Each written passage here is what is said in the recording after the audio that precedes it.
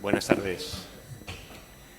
Les doy la bienvenida a la sede en esta tarde de la tercera semana de mayo. Empezamos ya un poco la cuesta abajo del curso académico, como saben. Aquí en la sede nos movemos, hacemos la programación por cada curso académico y es verdad que llevamos un mes de abril y mayo, sobre todo desde que volvimos de la Semana Santa, con bastante actividad, ¿no? Y todavía nos queda, porque este año hasta prácticamente Hogueras de San Juan estaremos dando guerra aquí en la sede con diferentes actividades. Bueno, hoy tenemos una actividad que, como saben, nos gusta mucho desarrollar aquí en la sede, que es la presentación de libros. Un libro de Denis Escudero, al que saludo y brevemente presento, periodista y, bueno, pues ensayista. Ha hecho una monografía muy interesante sobre la España que ahora llamamos vaciada o vacía. Ahora haremos alguna reflexión sobre esto, que bueno, ha venido a cubrir un hueco que seguramente algunas titulaciones universitarias pues no han desarrollado, ¿no? Me estoy refiriendo a la sociología, a la propia geografía, a la demografía, porque seguramente el tratamiento de esta España que se nos va quedando sin gente tiene que ser un tratamiento también periodístico, también desde el conocimiento, desde la visita a los sitios, y bueno, con 4 o 5 ideas muy claras de lo que ocurre y de lo que se podría hacer, ¿no? Y en este sentido, Denis, yo te quiero felicitar por el libro, porque hemos estado leyéndolo Elías Alonso, que como saben es coordinador de este tipo de actividades, de presentaciones del libro aquí en la sede, cada X tiempo, cada semana, cada 15 días, me presenta alguna propuesta de libro y siempre son propuestas para presentar libros muy, muy interesantes, ¿no? En esta ocasión Denis ha venido acompañado de Pedro Rolán, que es el fotógrafo que va a ir también ilustrando, ha trabajado con él, nos va a ir ilustrando con las fotografías de los lugares que se han trabajado, que se comentan en el libro. Bueno, la España que abandonamos es un libro sobre, como decíamos, la España que ahora llamamos vacía o vaciada, ¿no? En esto, bueno, pues hay discusión, como saben, siempre que aparece alguna expresión, algún término, que si es mejor vacía, que si es mejor vaciada. En geografía hablamos de vacía, de un territorio vacío, desde el punto de vista del medio natural, ¿no? Del medio físico, algo que no tiene mucha vida, ¿no? Generalmente de vegetación o de fauna. Ahí empleamos el término vacía, ¿no? Cuando ya introducimos al ser humano, hablamos de vaciada, ¿no? Un espacio sin población, sin seres humanos que desarrollen actividad en ellos, es un espacio vaciado, ¿no? Y curiosamente tenemos un término del castellano que, bueno, pues se ha ido utilizando ya con otros fines, con otro enfoque, que es el de desierto, ¿no? Un espacio sin población, un espacio desierto, ¿no? Ahora asociamos el desierto al desierto físico, ¿no? Pensamos siempre en un desierto grande como el desierto del Sáhara y pensamos que ese término tiene que ver con el desarrollo de un proceso que conduce a un espacio ampliamente arenoso, ¿no? Tampoco el desierto del Sáhara, como saben, es todo arena, no es todo dunas, sino que hay diversidad de paisajes, ¿no? Paisajes que por causa climática están muy poco ocupados, ¿no? Pero ese término desierto se ha ido abandonando, y bueno, pues ahora se ha puesto más de moda el de la España vaciada, ¿no? Yo quiero felicitarte, Denis, por el propio título, La España que abandonamos, porque es esa primera persona del plural que nos afecta a todos, ¿no? Porque es verdad que abandonamos algunas personas que han vivido allí, la abandonan, pero la abandonamos en definitiva a toda la sociedad cuando no aplicamos aquellas medidas, aquellas políticas que podrían anclar, si me permite la expresión, anclar esa población a ese territorio, ¿no? Y se nos va quedando territorio vacío, territorio que va perdiendo población y bueno, pues un patrimonio de pueblos, de poblados, de nuestra geografía, que se nos va quedando sin gente, ¿no? Para mí es uno de los problemas más importantes que tiene Europa en estos momentos, ¿no? Y de hecho, bueno, pues alguna directiva europea, alguna recomendación de la Comisión Europea en este sentido ya se ha promulgado, y en algunos países, especialmente en los mediterráneos, que son los más afectados, ¿no? Pues ya se han puesto en marcha algunas acciones. El gobierno actual pues ha desarrollado pues diferentes medidas. Hay una Secretaría de Estado dedicada exclusivamente a esta cuestión, ¿no? Y bueno, pues están desarrollando políticas que siempre son difíciles, ¿no? No se trata de invertir, hay que saber en qué se puede invertir. No se trata de poner solamente cable o medios informáticos para que la gente pueda estar allí con los mismos servicios, las mismas dotaciones que se puede encontrar en una ciudad. Es algo más y es un tema muy complejo. Seguramente algunos territorios de nuestro país van a tener que quedar así. Se ocuparon en su momento, atendieron a otras circunstancias, otro momento histórico en el que, bueno, pues esa España rural cumplía su función como, entre comillas, el granero del resto del territorio, de las ciudades, pero todo eso, como saben, en este mundo globalizado que vivimos ha ido quedando sin función, ¿no? Un relato de todo esto a través de una visita a unas poblaciones que nos irán destacando es lo que ha hecho Denis Escudero. Él, a lo mejor lo han visto en televisión, en algún reportaje, en el programa Aquí la Tierra. Estábamos comentando, le estaba mandando recuerdos para Jacob Petrus, el presentador, porque como saben Jacob es metrólogo, es uno de esos hombres del tiempo, trabajó hace años en Telemadrid y lleva ya tiempo en Televisión Española, primero en los servicios meteorológicos, en el equipo de meteorología, de información meteorológica, y luego ya como director del programa Aquí la Tierra, ¿no? Que podemos ver todas las tardes a las 8:30, ¿no? en la primera cadena. Y es uno de esos programas que curiosamente se ha consolidado. Cuando empezó, pues poca gente apostaba por ese tipo de programas que nos muestran, ¿no? el funcionamiento del día a día de nuestro país, y afortunadamente se ha ido consolidando, ¿no? Ya no es solo un programa de información del tiempo, esa temática que ocupa a veces cada vez más espacio. Yo no sé si pensar de buena o mala manera, pero bueno, que es un tema de actualidad y preocupa a la sociedad, sino que aborda cuestiones como la que ahora Denis nos va a comentar, ¿no? En este libro que tienen a su disposición también aquí a la salida, por si quieren luego adquirirlo. Yo se lo recomiendo porque nos lo hemos leído, Elías y yo, hemos estado estas semanas pasadas tomando notas y demás, y la verdad es que vale mucho la pena. Gracias, Denis, por estar aquí. Gracias, Pedro. Tenéis la palabra. Luego, si queréis, hacemos un debate. Yo, en estos casos, prefiero bajarme a tomar nota, también como alumno aplicado, y luego abrimos un debate con el público asistente. Enhorabuena, gracias.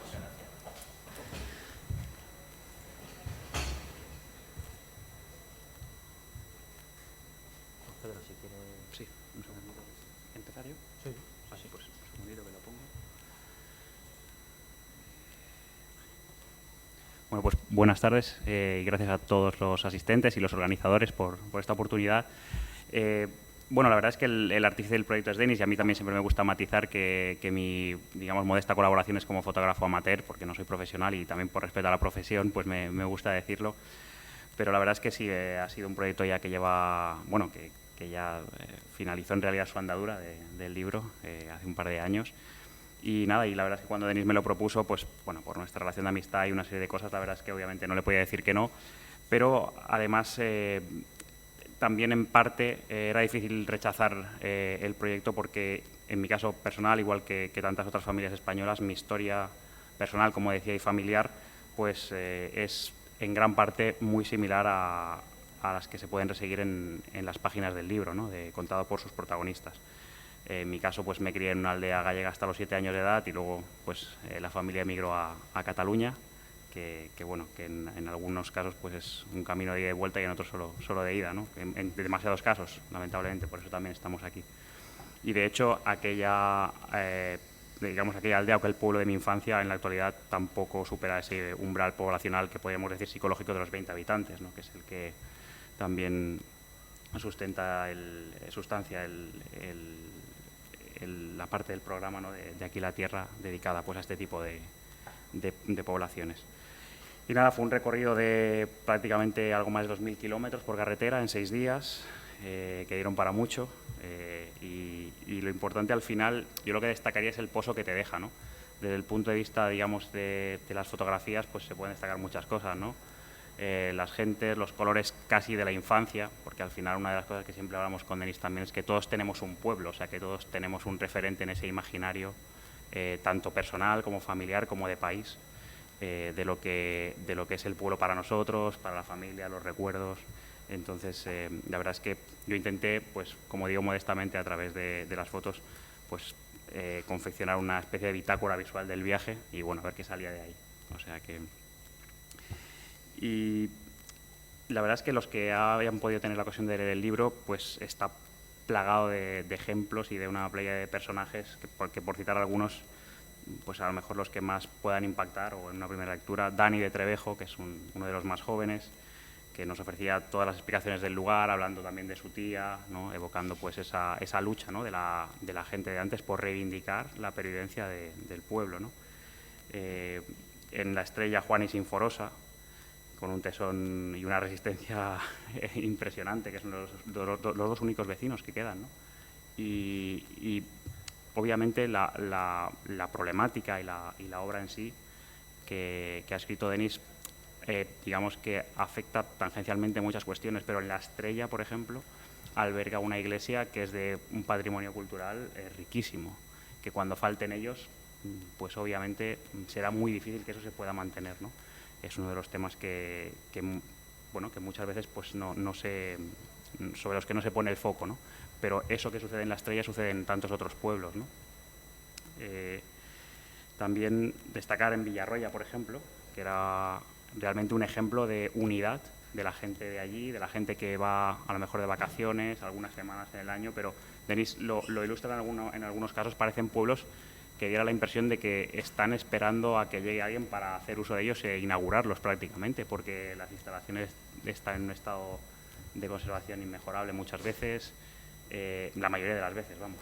Y lo que hace falta precisamente es vida, ¿no?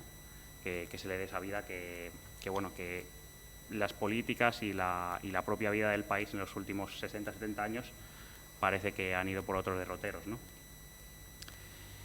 Y yo, por no extenderme demasiado, siempre me gusta citar al célebre fotógrafo francés, Henri Cartier-Bresson, cuando decía que la fotografía es una manera de gritar cómo uno se siente, ¿no? Yo, como digo, y subrayo otra vez modestamente, he intentado hacerlo con las fotos, Denis más acertadamente a través de las palabras. Y a mí lo que me gustaría es que el libro de Denis y otros libros como el suyo, o que al menos abordan la misma temática, pues siga sirviendo de altavoz y de grito para reivindicar lo que cada uno de nosotros somos, como decíamos antes, tanto si vivimos en pueblos como en ciudades más grandes, y subrayo lo que cada uno de nosotros somos porque, como se ha dicho repetidamente, las historias de los pueblos de la España que abandonamos forman parte de nuestra historia personal y familiar y de la historia de España, ya que sin ella resultaría imposible entender los cambios que ha experimentado nuestro país y nuestra sociedad, como mínimo en los últimos 70 años. Y por otra parte, y con esto ya voy finalizando, personalmente creo que es bueno subrayar o focalizar que la atención que dispensemos a esas historias, a su realidad y al entorno que la sustenta y a la problemática que trata el libro, marcará seguramente en gran medida nuestro destino y el tipo de sociedad y de país también que vayamos a formar en el futuro. Un futuro inmediato que, inmerso en pandemias y en conflictos bélicos de consecuencias cada vez más globales, por algo que está de mucha actualidad, y situaciones interrelacionadas, seguramente esconda una parte importante y nuclear de las respuestas y las soluciones a esos nuevos desafíos, ¿no? Esa parte del país a la que de alguna manera, no me gusta decir tanto a la gente, pero sí, en cierto modo, las políticas han vivido de espaldas, ¿no? Por lo menos durante 7 décadas, así por lo bajo, ¿no? Y las soluciones a esos nuevos desafíos, seguramente se encuentre dentro de ese 60% del país, ¿no? Del que el 40%, como decía, pues no forma parte, o en ocasiones incluso no lo siente como algo suyo, ¿no? Tenemos esa, de alguna manera, tampoco diría manía, pero sí esa dinámica, también en los medios de comunicación, de focalizar, pues eso, en lo que pasa en Madrid, Barcelona, Bilbao, Valencia, como mucho, Alicante, porque estamos aquí, porque obviamente en la institución que estamos, pues es obvio que tiene una importancia capital, pero el resto es que muchas veces falta esa cobertura, no diré interés, pero falta esa dinamización, ¿no? Muchas veces. Y por eso iniciativas como la de este libro, que ayuden a crear una conciencia social en clave de país, resultan tan decisivas y fundamentales, en mi opinión, en un momento en el que, como el mismo Denis subraya, no hay margen ya para el error, y en el que lo que se haga dependerá del ser o no ser, la pervivencia o la desaparición de los pueblos, y con ellos de una parte intangible de nuestra historia, de nuestra genealogía y hasta de nuestros recuerdos, como decíamos antes. En definitiva, la desaparición de una parte de cada uno de nosotros mismos, en buena medida. Y ya con esto sí que ya finalizo. Creo que también es muy importante, y hoy especialmente, creo que es el primer acto que se realiza en una universidad, que el mundo de la docencia, especialmente el mundo de la universidad, pues se preocupe y dé voz a este tipo de iniciativas y acoja estos actos. Es fundamental, porque lo dignifica y creo que lo eleva y lo pone en el plano de la importancia que realmente se merece. Así que nada, agradecer a los organizadores y a los asistentes y a los que nos están siguiendo en streaming o lo hagan con posterioridad.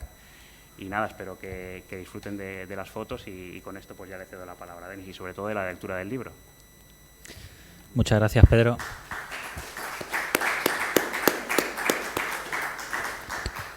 No sé si sí, ahora se oye. No tanto, ¿no?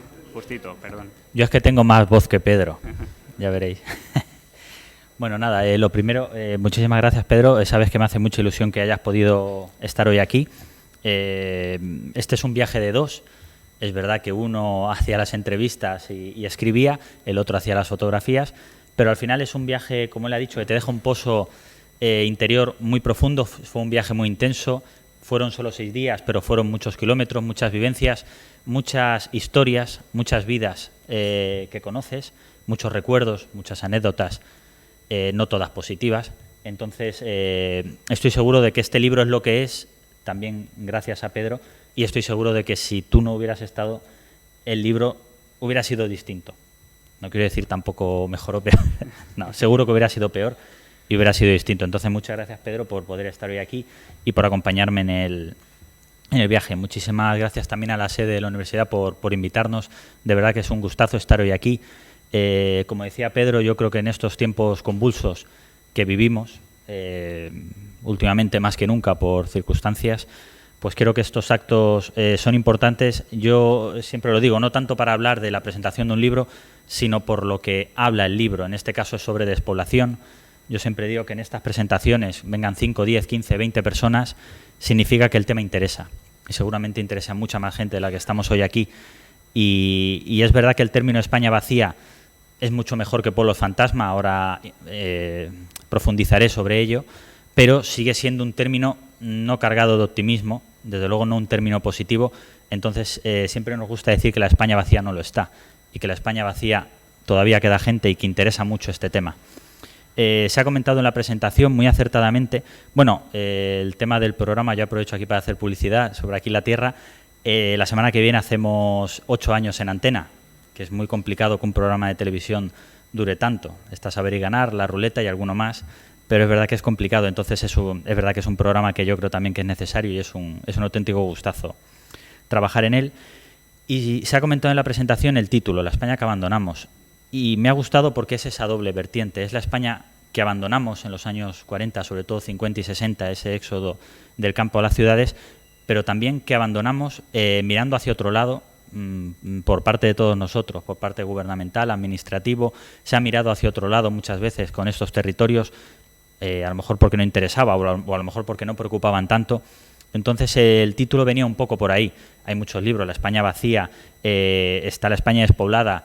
hay muchísimos calificativos. Yo quise utilizar este en concreto porque me parecía importante esa doble vertiente, esa España que la gente abandonó en muchísimos casos sin querer hacerlo, obligados para buscar un futuro mejor, muchas veces para los hijos, ni siquiera para esas personas mismas, sino para los hijos, y que abandonamos a todos los niveles, ya no solo físicos, sino también un poco dejándolo de lado.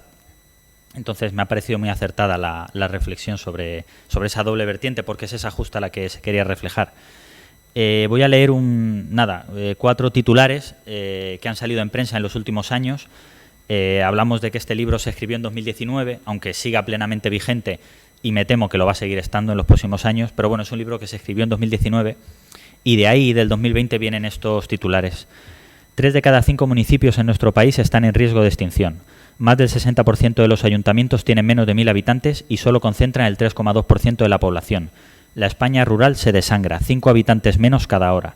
En más de 1.000 pueblos no nacen niños desde 2012, desde hace una década.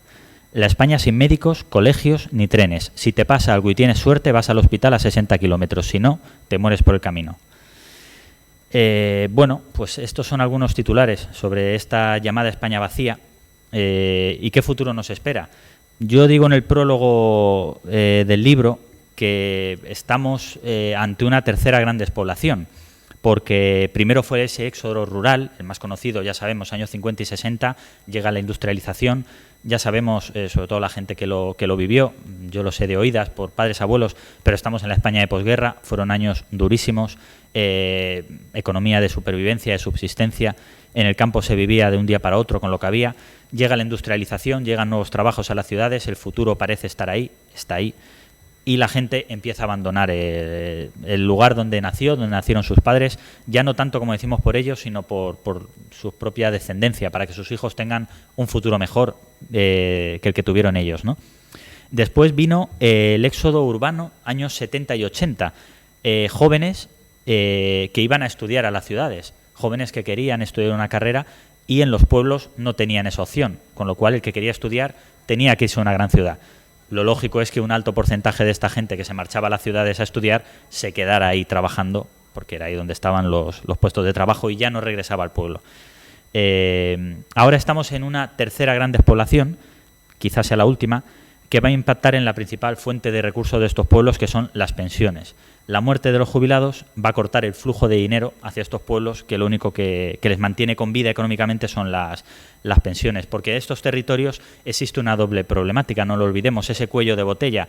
Hay poca gente y la poca gente que hay es gente mayor, con lo cual tenemos ese doble problema que amenaza con la desaparición de muchísimos pueblos. Como se ha dicho en la presentación, seguramente muchos de ellos se perderán y ya no se van a recuperar. Es verdad que la Comunidad Valenciana no es de las comunidades más azotadas por la despoblación. Es verdad que a lo mejor en otros lugares como Soria, Teruel, Guadalajara suena mucho más el tema, pero bueno, sí que es verdad que toda la zona de costa, digamos que está un poco al margen de la despoblación, pero esa Comunidad Valenciana interior sí que está sufriendo ese azote. Yo busqué el dato y desde comienzos de siglo, a partir del año 2000, 196 municipios de la Comunidad Valenciana han perdido población en 21.000 habitantes. Son muchos. En 20 años se han perdido 21.000 habitantes. Y concretamente aquí en Alicante, en la provincia, 32 municipios son los que han bajado en casi 3.600 habitantes menos.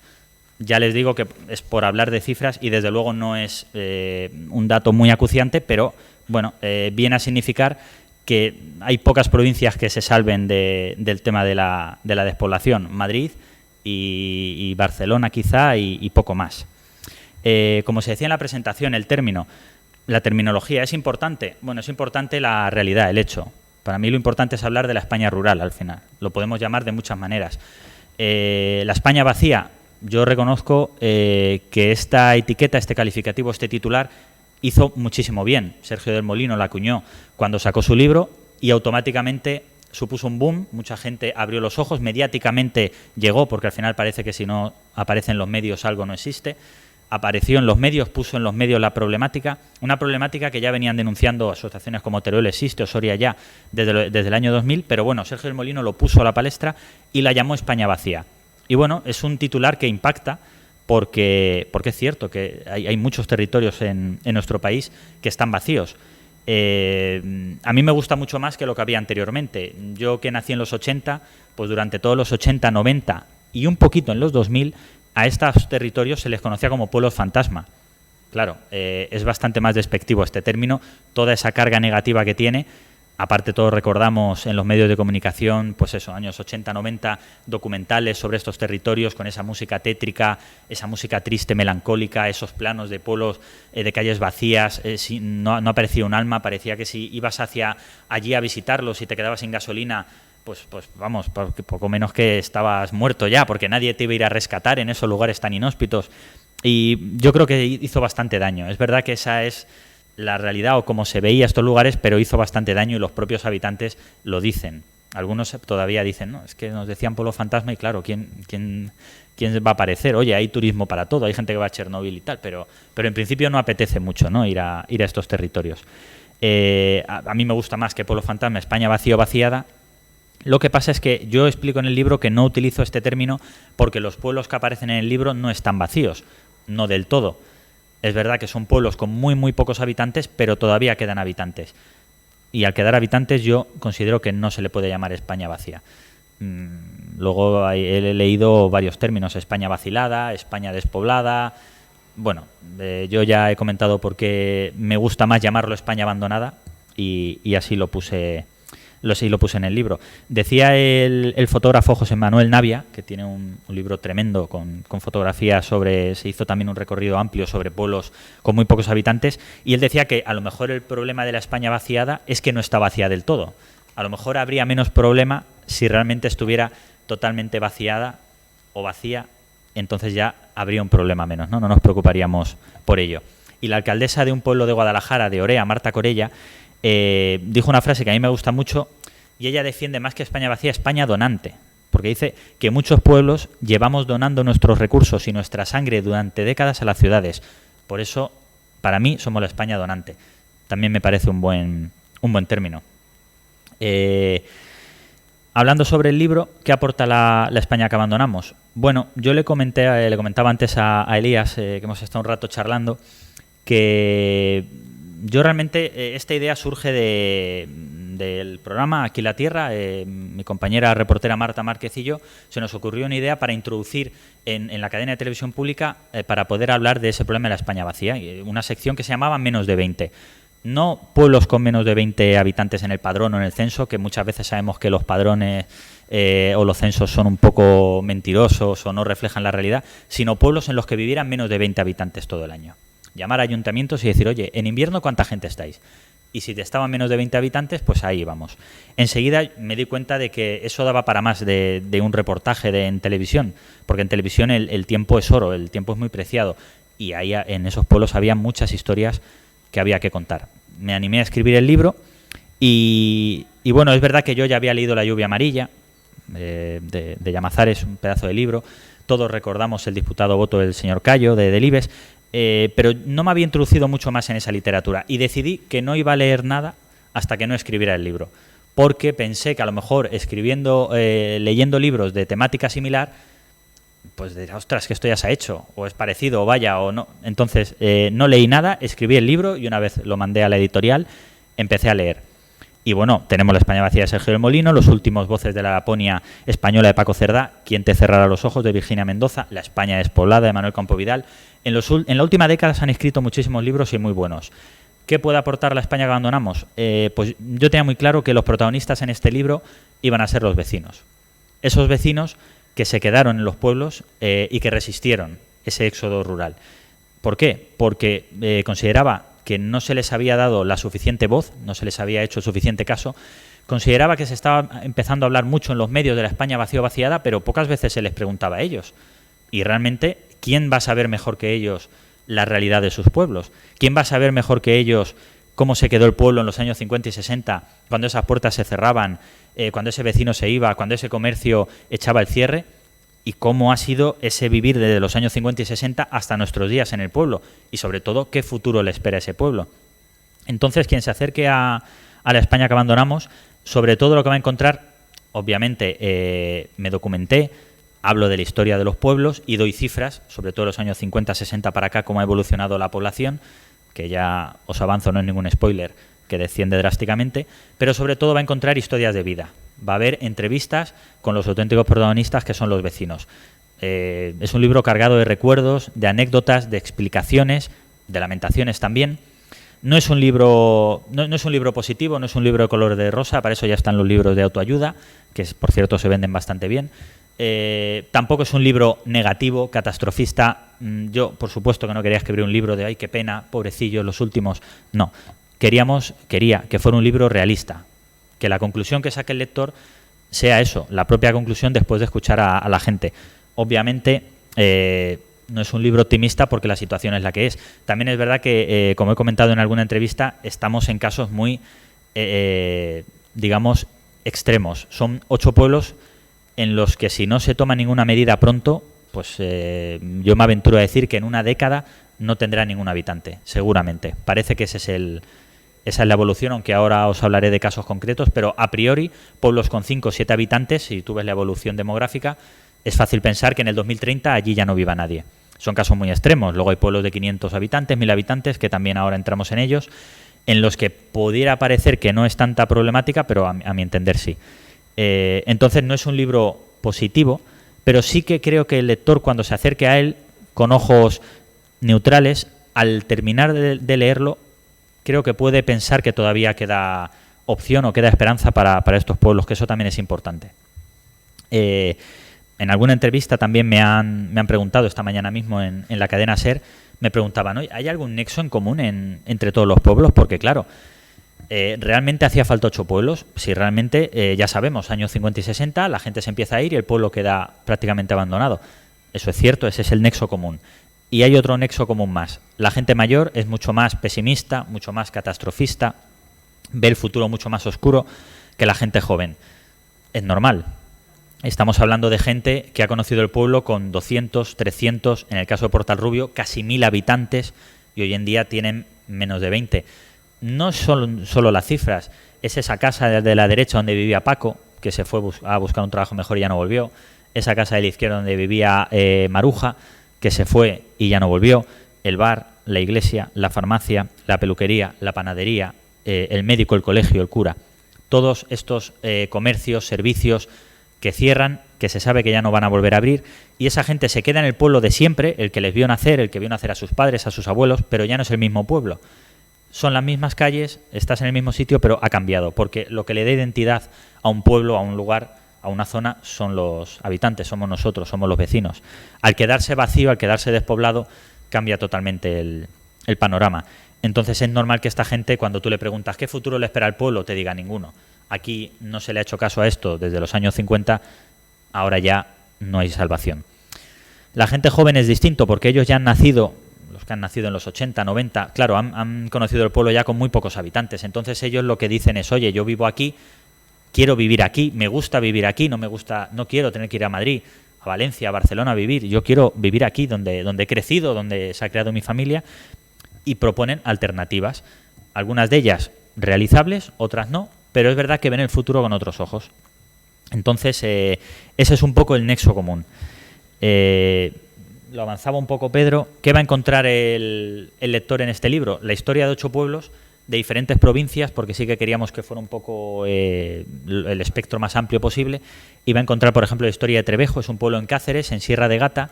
Es uno de los pueblos más bonitos de toda Extremadura, en el que están censadas 7 personas, si no me equivoco, y tiene 9 apartamentos y casas rurales. Es decir, hay más apartamentos y casas rurales que habitantes. Bueno, es un pueblo que tiene la gran suerte de ser un pueblo medieval, todo en piedra, se ha conservado muy bien. La verdad es que es una auténtica pasada ir a visitarlo. Y saben que su alternativa más fácil y rápida para no desaparecer es explotar eso, explotar el turismo, porque una casa que se convierte en casa rural ya es una casa que no quedará derruida. Entonces, bueno, es una alternativa. Es verdad que comentan que no quieren que sea la única fuente de ingresos, no quieren que eso se convierta en un Disneyland o en un PorAventura, pero bueno, dicen, oye, ya son 9 casas que no van a quedar derruidas. Con esto y alguna casa más de algún vecino que venga en alguna época, nos juntamos con 30 casas que para ellos es un milagro casi. Ahí está la historia de Dani, que es la que comentaba Pedro. El caso de Dani nos llamó bastante la atención porque es un chaval, En estos pueblos, si tienes menos de 50 años, eres un chaval, esto está socialmente aceptado. El caso de Dani tiene 40 o así, y él se fue a Madrid a estudiar la carrera Comunicación Audiovisual, es lo que le gustaba. Acabó la carrera, incluso hizo un largo, pero cuando llevaba 5 o 6 años vio que eso no iba por donde tenía que ir. No ahorraba casi nada, el alquiler subía, no era del todo lo que él había imaginado, y dijo, oye, mis padres tienen olivos, que ya son mayores y no pueden hacerse cargo de ellos, esos olivos que no se recoge la aceituna y se pierde el aceite. Mis padres tienen ovejas, que les ha costado mucho conseguirlas, mantenerlas, y ya son mayores para cuidarlas. Mi hermano vive fuera, voy a volver al pueblo. Y lo triste es que mucha gente allí en Madrid, pues la gente que lo conocía y sabía que tiene un vínculo familiar fuerte, porque aparte la cosa buena de estar en el pueblo es que estás con tu familia, que eso es un añadido. La gente, algunos compañeros le decían, jo, lástima, qué pena, bueno, no pasa nada, ya ves, poco menos que dándole el pésame, ¿no? Como todavía que en el 2020 quien vaya a vivir al pueblo, se quede viviendo en el pueblo, tenga pues que sea un lastre, ¿no? Que parece que has fracasado, que no te ha ido bien en la vida, que si no vives en la ciudad es porque no has prosperado. Bueno, eso luego lo hablamos, pero que todavía a día de hoy estemos así, a mí me parece increíble. Pero bueno, él tuvo que vivir con eso. Volvió al pueblo y no solo está manteniendo los olivos de sus padres, me consta que ha comprado más ovejas, el loco, sino que además dijo, oye, yo vivo en Villamiel, que es el pueblo de al lado, pero Trevejo, que perdió el ayuntamiento y se lo quedó Villamiel, siempre ha tenido un bar. En los últimos 10-15 años, con vaivenes, solo abrían en temporadas, estuvo creo que 1 año y medio abierto, tuvieron que cerrar. Y un pueblo, comentaban a lo largo mucha gente en el libro, dice, un pueblo puede estar sin farmacia, pero no sin bar. Porque el bar es el vínculo, es el nexo de unión, es el lugar de reunión, de sociabilizar. Una persona que no sea muy sociable, si tiene un bar, va a ir al bar y ahí va a ver a más vecinos y tal. Pero si no hay bar, esa persona ya se va a quedar en su casa. Y eso ya es una persona que se aísla socialmente. Entonces, él dijo, yo voy a coger el bar y lo voy a abrir todo el año. Y hoy, mañana, martes o pasado miércoles, si vais a Trevejo, vais a poder tomaros una cerveza en el bar o una hamburguesa en el bar porque lo tiene abierto todo el año. Entonces, es un caso que a nosotros nos... Aparte, su tía Chon fue la última alcaldesa que tuvo Trevejo antes de que le quitaran el ayuntamiento, y él nos contaba lo que luchó su tía por conseguir carretera para Trevejo, porque antes tenían una pista forestal, y gracias a ella se asfaltó, gracias a ella llegó el agua corriente a las casas, gracias a ella llegó la electricidad, que esta mañana en la cadena SER me comentaba el periodista, dice, no, es que no hace tanto que llegó el agua corriente en algunos pueblos. Bueno, pues gracias a su tía Chon todo esto se consiguió, ¿no? Pero nos contaba cómo había muchos días que salía a las 7 de la mañana de Trevejo a la Diputación y se quedaba allí hasta las 9 de la noche porque ya la conocían, entonces le decían, no, dile a Chon que no estoy. Y ella se quedaba ahí en la puerta y hasta que no salía a las 9 de la noche no le hacían caso. Entonces esa es la realidad de muchos alcaldes. Sabéis que los alcaldes de los pueblos pequeños normalmente no cobran un duro, y esa es la historia de muchos luchadores por dar vida a sus pueblos y por pedir para sus pueblos. En Trevejo está la historia de Goya, que lleva varios años diciendo que tiene 82 años, pero ya nadie sabe los años que tiene, ella tampoco lo sabe. Fausta o Alejandro, que tienen 93 años y todavía hacen queso con las cabras, con la leche que ordeñan. Está Portalrubio de Guadamejuz, en Cuenca. Un pueblo, porque no todo es negativo. Portalrubio, cuando fuimos Pedro y yo, tenía 27 habitantes censados. Al año siguiente tuvo 32. Hace un mes leí la noticia que salió, que me la mandó Mónica, que además tiene un portal de comunicación en la que da voz a todas las noticias de la comarca, que ha sumado su vecino 43, si no recuerdo mal. Es decir, en 3 años ha sumado casi 15 vecinos. Bueno, demuestra que se puede. Ellos en Portalrubio han organizado a todos los vecinos con una asociación, que son muy activos, y hacen diferentes actividades. Si os acerquéis a Portalrubio, lo primero que vais a ver es un edificio enorme, es el ayuntamiento, con un mural donde hay un buitre dibujado. Y el buitre lo que simboliza es los vecinos que querían simbolizar el futuro que les espera si no se hace nada. Que claro, mucha gente pensará, madre mía, esta gente que masoquismo, ¿no? Todas las mañanas despertarte y ver a un buitre. Pero bueno, es un poco esa carga simbólica de decir, oye, estamos aquí, todavía estamos aquí. El buitre todavía no nos ha comido, pero como no se haga nada, este pueblo pues va a quedar vacío. Va a ser pasto de los buitres.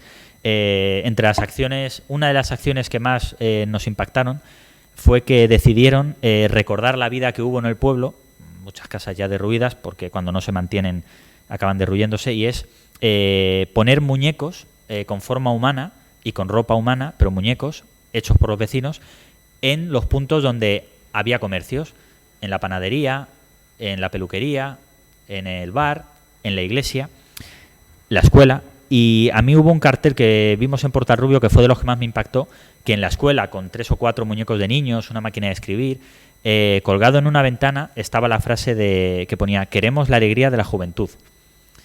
Claro, y es una frase que te llega porque realmente es lo que falta en estos pueblos, ¿no? Da igual que un pueblo tenga 50, 100, 500 habitantes, si no hay niños, si no hay gente joven, es un pueblo que está abocado a la desaparición. Entonces, ellos están ahí peleando, ganando población poco a poco. Como dicen, cada habitante que sumamos es un triunfo. Es evitar que desaparezca el ayuntamiento, porque esa es otra. Ahora lo vemos en el caso de Castillo Nuevo, pero cuando un pueblo pierde ayuntamiento, pierde su casi única fuente de ingresos y está abocado a desaparecer. Ha comentado Pedro rápidamente la historia de Sinforosa y Juan. Son 2 habitantes octogenarios, tenían 84 años cuando fuimos, o sea que ahora tendrán 87, 88. Ellos llevan casi 40 años viviendo solos en La Estrella. La Estrella era un pueblo, pero desde hace años es un barrio de Mosqueruela, en Teruel. Bueno, Mosqueruela, que tiene 500 habitantes, tampoco es que se escape mucho de la despoblación, pero La Estrella tiene 2, Juan y Sinforosa y Juan. Viven solos allí desde hace casi 40 años.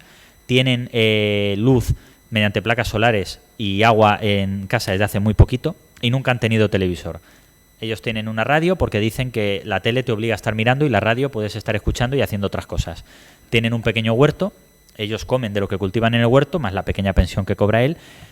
Si vais allí podéis ver cómo tienden la ropa al lado de la iglesia. Y es lo que comentaba Pedro, te impacta mucho el llegar allí porque para llegar a la Estrella sí que tienes que ir a posta, hay una pista forestal que bueno, es hasta peligrosa, sobre todo por la noche. Y allí tú llegas y es una sensación muy parecida a la que uno puede encontrar cuando va a otros pueblos ya dejados como Belchite. Belchite es verdad es verdad que fue bombardeado, se quedó, pues en La Estrella no fue bombardeada, pero después de 70 años sin mantenimiento, pues queda así, un pueblo derruido. Pero la plaza parece que se ha mantenido en el tiempo, se ha conservado y son ellos los que mantienen la iglesia. La iglesia por dentro está en perfecto estado, mantienen los 2 edificios y ellos dicen que van a estar allí hasta que puedan. Su hijo vive en Castellón, a 40 kilómetros de allí, pero ellos no quieren moverse de allí. Entonces yo creo que este es cuidan de 20 gatos también, y es un relato certero del abandono que sufren los pueblos. Luego está el caso de Castillo Nuevo, en Navarra. Este es un caso también muy paradigmático porque durante todo el año allí solo reside un habitante, que es el alcalde, que es José. Lleva siendo alcalde desde el 78, desde que empezó la democracia. Él ya lleva 2 o 3 legislaturas que ya no quiere presentarse más, pero es que no se presenta nadie. Que me dice: Denis, es que yo gano porque soy el único que se presenta. Claro, alguien me vota. Pero todos los vecinos dicen, cuanto levanto el teléfono, oye, no te retires, tú sigue ahí, aguanta, te ayudamos en lo que sea, tú pídenos lo que sea. Y bueno, está aguantando como alcalde porque sabe que cuando no haya ayuntamiento ahí, ese pueblo pierde dinero. Y de verdad que es un pueblo, que es lo que decía Pedro, es que parece que falta la cinta puesta ahí para estrenar, cortar la cinta, porque está perfectamente conservado, precioso, unas vistas espectaculares. Castillo Nuevo, ¿de qué zona de Navarra eres? De al lado de Tudela, pues no está, te lo tendría. ¿De? Sí. Sí. ¿Sí? Creo que sí. Te tendría que mirar ahora a qué distancia está de Tudela, pero no está lejos, porque la familia vivía en Pamplona, ¿os decía? Sí, y además está la carretera, porque nos explicó la anécdota de los motoristas alemanes. Sí, o sea, sí, me suena. No está lejos, ¿no? Te lo tendría que mirar, pero sí.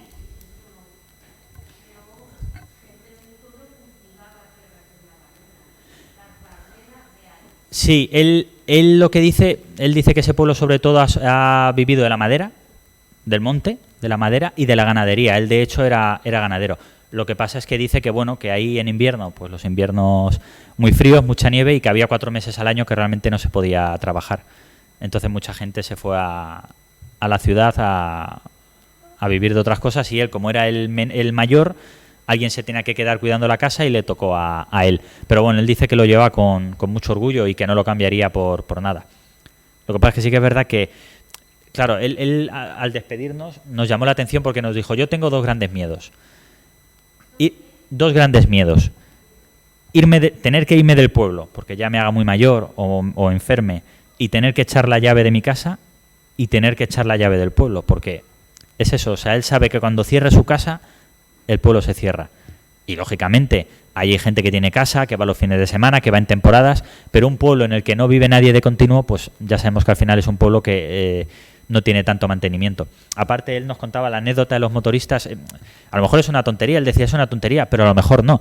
Él decía, oye, hubo un día que yo estaba, además entre semana, miércoles de cualquier mes, era invierno además, él está en su casa y a las 10 de la noche oye como que unas voces. Entonces, claro, dice, uy, qué raro. Y le llaman al timbre. Claro, la suya era yo me imagino todo el pueblo y la única luz encendida, pues claro, vas allí a... Y le llamaron y era un hombre que por señas, porque era inglés, él dice, hablo mal el español, pero consiguió hacerse entender el hombre y le decía como que eran 3 motoristas ingleses que se habían quedado tirados porque se les había acabado la gasolina. Claro, una tromba de agua, un tormentón que estaba cayendo, un frío que no veas, y él les ofreció su almacén para poder pasar allí la noche a resguardo, pero cuando los otros vieron en el almacén que tenía gasolina, él dijo, bueno, y gracias a él, esa gente pudo seguir su camino a donde fuera y no pasó la noche en tierra de nadie. Es una tontería, pero al final dejar deshabitados territorios pues conlleva también un poco eso, ¿no? Aparte, por supuesto, del incendio de riesgos forestales y demás. Bueno, y ya... Castillo Nuevo, sí. Castillo Nuevo, que ya no tiene castillo, pero el nombre viene de ahí. Y el último pueblo que quería hablar es el de... Bueno, tenemos el patrimonio de estos pueblos. Tenemos Baltajeros, en Soria, un pueblo en el que durante todo el año viven solo 6 personas. Tiene una de las 2 únicas iglesias fortificadas que tenemos en toda España, junto con la de Turégano, en Segovia. Es una iglesia bellísima, perfectamente conservada. Entonces, estos pueblos ya no son las historias que albergan, sino el patrimonio que tienen. Es que muchos pueblos tienen un gran patrimonio detrás, pero no lo conocemos. La historia de Jánovas, en Huesca. Este es un caso curioso porque es el típico pueblo que seguramente se hubiera quedado casi despoblado si le hubieran dejado seguir el orden lógico. Pero ¿qué pasa? Que saben ustedes que en los años 40 y 50 hubo un boom de pantanos aquí en España de construir embalses, a veces sin ton ni son, y aquí, a pesar de que había 2 embalses muy cerca de allí, está ubicado en el Valle de Lara, en el término de Fiscal, La Velilla, La Cort, son los pueblos de al lado. Bueno, pues se proyectó otro embalse más, un tercero, que cogía varios pueblos, entre ellos Jánovas. Iberduero, que era en aquel entonces la empresa, a través del Estado, dijo, vale, aquí voy a poner un pantano, un embalse. ¿Qué pasa? Que desde el principio ya se vio que el proyecto no era muy rentable. Y además el Estado iba a aprovechar ese embalse para hacer regar aguas y demás, regar zonas de huerta y tal. Entonces Iberduero dijo, vale, si yo voy a construir este embalse y tú te vas a aprovechar, págame algo para que esto nos salga a cuenta a los dos. Nunca se llegó a dar ese pacto, seguramente porque ambas partes vieron que no era del todo rentable. El caso es que aunque no salió el proyecto, a este pueblo lo obligaron a abandonar, con muy malas artes. Un año antes de que se obligara a abandonar el pueblo, cuando ya se sabía que les iban a obligar a abandonarlo, se recalificaron los terrenos y a los vecinos se les dijo, a la persona encargada de desalojar el pueblo, llegaba casa por casa y le decían, oye, este terreno que tienes tú aquí de huerta y tal, para agricultura, lo voy a bajar de tercera categoría y así de IBI vas a pagar menos. Claro, todo el mundo diciendo, pues vale. ¿Qué pasa? Que al año siguiente, a la hora de desalojarlo, le dijeron, oye, te pago esto por tu terreno porque es de tercera, vale muy poco. Bueno, según cuentan los vecinos, a las 3-4 casas principales les ofrecieron algo más y luego al resto ya. Claro, ¿qué pasa? Que mucha gente no quería irse del pueblo, decían, no me interesa. Manera de que se vaya la gente, las casas que sí que se fueron, automáticamente, por si se arrepentían, las dinamitaban. Pero claro, las dinamitaban con vecinos viviendo al lado, con niños por las calles, que dicen que allí lo que hicieron fue dar el aviso y cuando veían que iban a detonar, los niños rápidamente los metían en las casas para que no les llegaran las piedras. Así que conseguían que el pueblo pues fuese desfigurándose. O sea, la casa de tu vecino al lado, la completamente derruida, entonces el pueblo va desfigurándose. Aún así, contaban los vecinos la historia de la maestra, como no quiso dejar de dar clase. Ella seguía yendo a la escuela a dar clase a los 34, creo recordar, niños y niñas que había. Hablan que un día el encargado de la empresa entró a la clase, cogió a la maestra de los pelos, la sacó y le dijo que ya no volvía a dar clase allí. Y esta historia nos la contaba Jesús, que fue el último habitante del pueblo, su familia fue la última que se fue de allí. Y claro, dice, imagínate para mí, que tenía 8 años, esa imagen de la profesora, el profesor, que para un niño lo es todo, viendo cómo la sacan de clase de los pelos, pues fue una imagen que le impactó bastante. Y bueno, esta familia aguantó junto con otra hasta el año 84, ya con la democracia, hasta que llegó la Guardia Civil y los desalojó. Dijo, oye, iros, que finalmente el pantano por fin se va a hacer. Porque a todo esto, cada 5 o 10 años que iba a caducar la licencia de obras, ponían allí una máquina excavadora y cuando iba el técnico le decían, ves, vamos a empezar las obras, y le renovaban otros 5 o 10 años más. En el 84 queda desalojado el pueblo, sigue sin hacerse el pantano, y ya cuando entramos en la Unión Europea, claro, lógicamente ve el proyecto, ve pues eso, el disloque, la salvajada que iban a hacer allí. Zona cepa, hay otros 2 embalses ya. Dijeron, no, este proyecto no se puede hacer porque contraviene todas las leyes, europeas.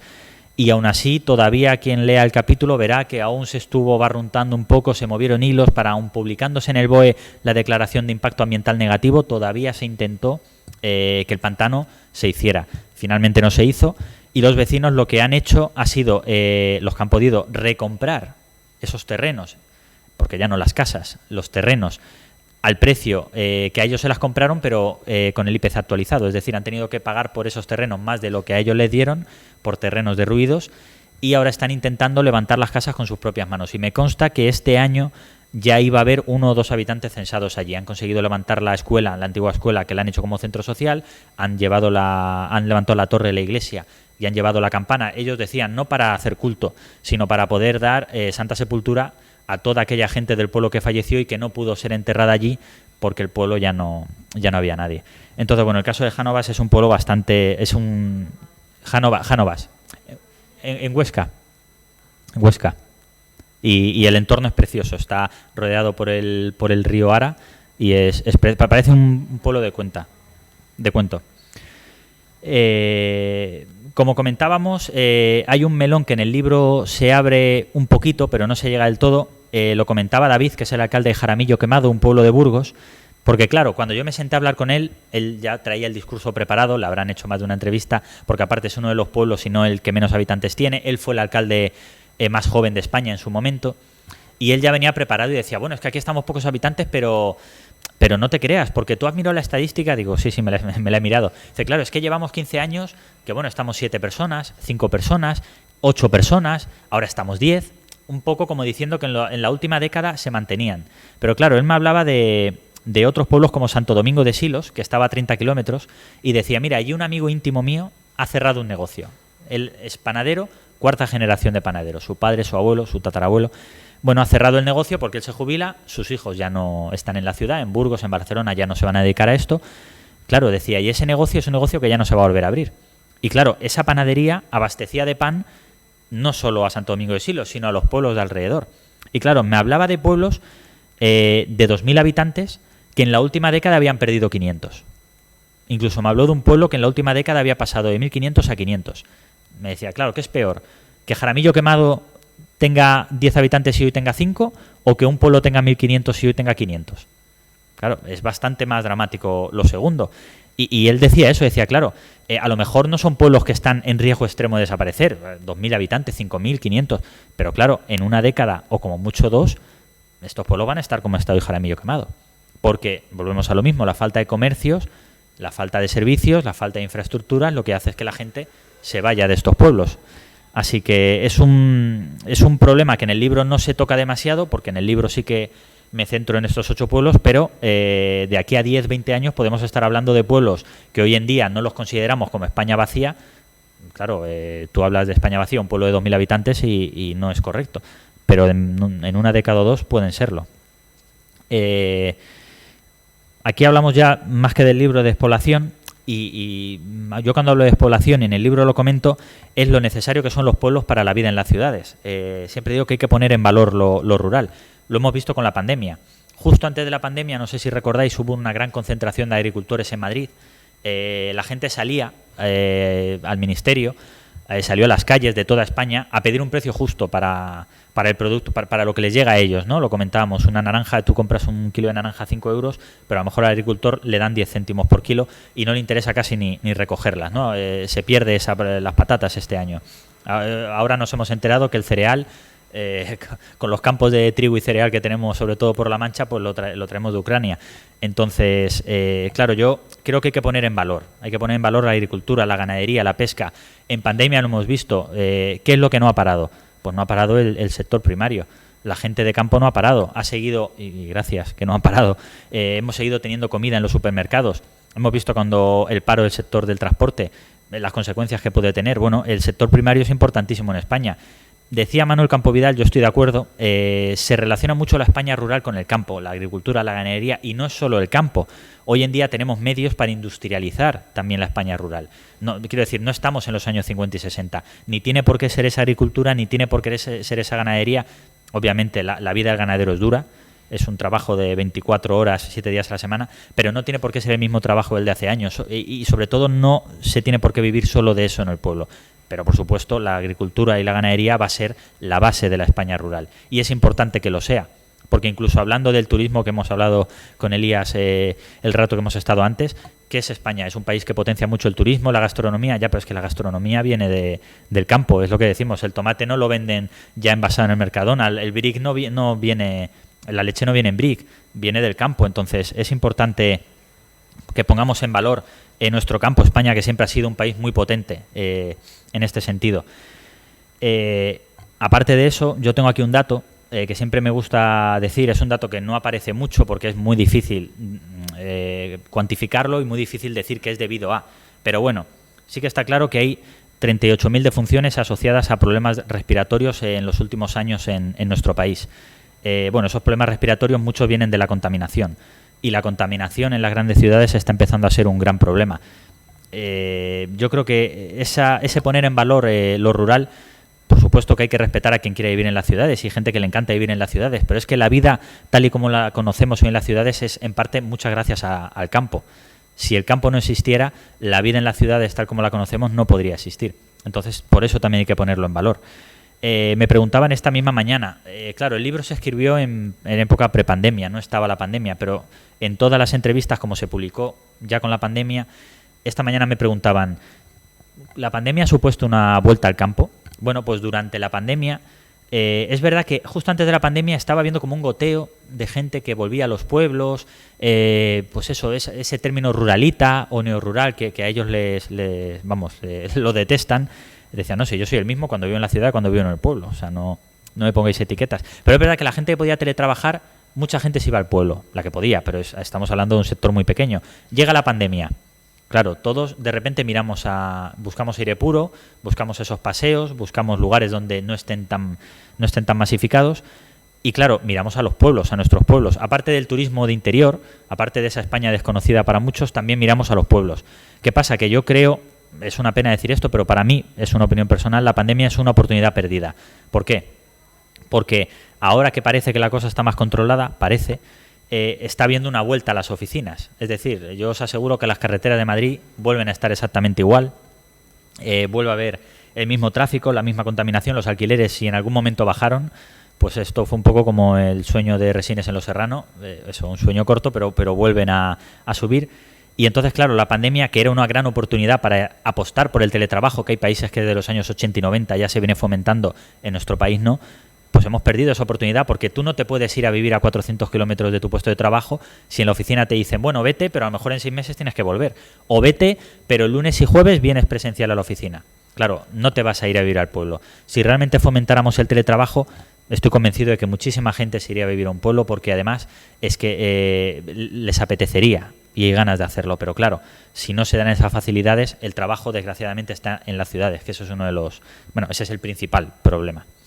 Luego también, como decía Sergio de Molino en una entrevista que me llamó la atención y la comparto totalmente, él decía que claro, que con profesionales pijos que se trasladan a sus bucólicas casas de pueblo no arreglamos nada. Un fin de semana de turismo rural no va a arreglar nada. Sí, puede ser que entre algo de dinero ese fin de semana, pero no fijas población, no atraes gente de manera permanente. Que también el término de fijar población, me decían en una presentación que hicimos que también parecía que de fijar, que parecía que tenías a la gente ahí bueno, atraer población, que la gente se quede en los pueblos.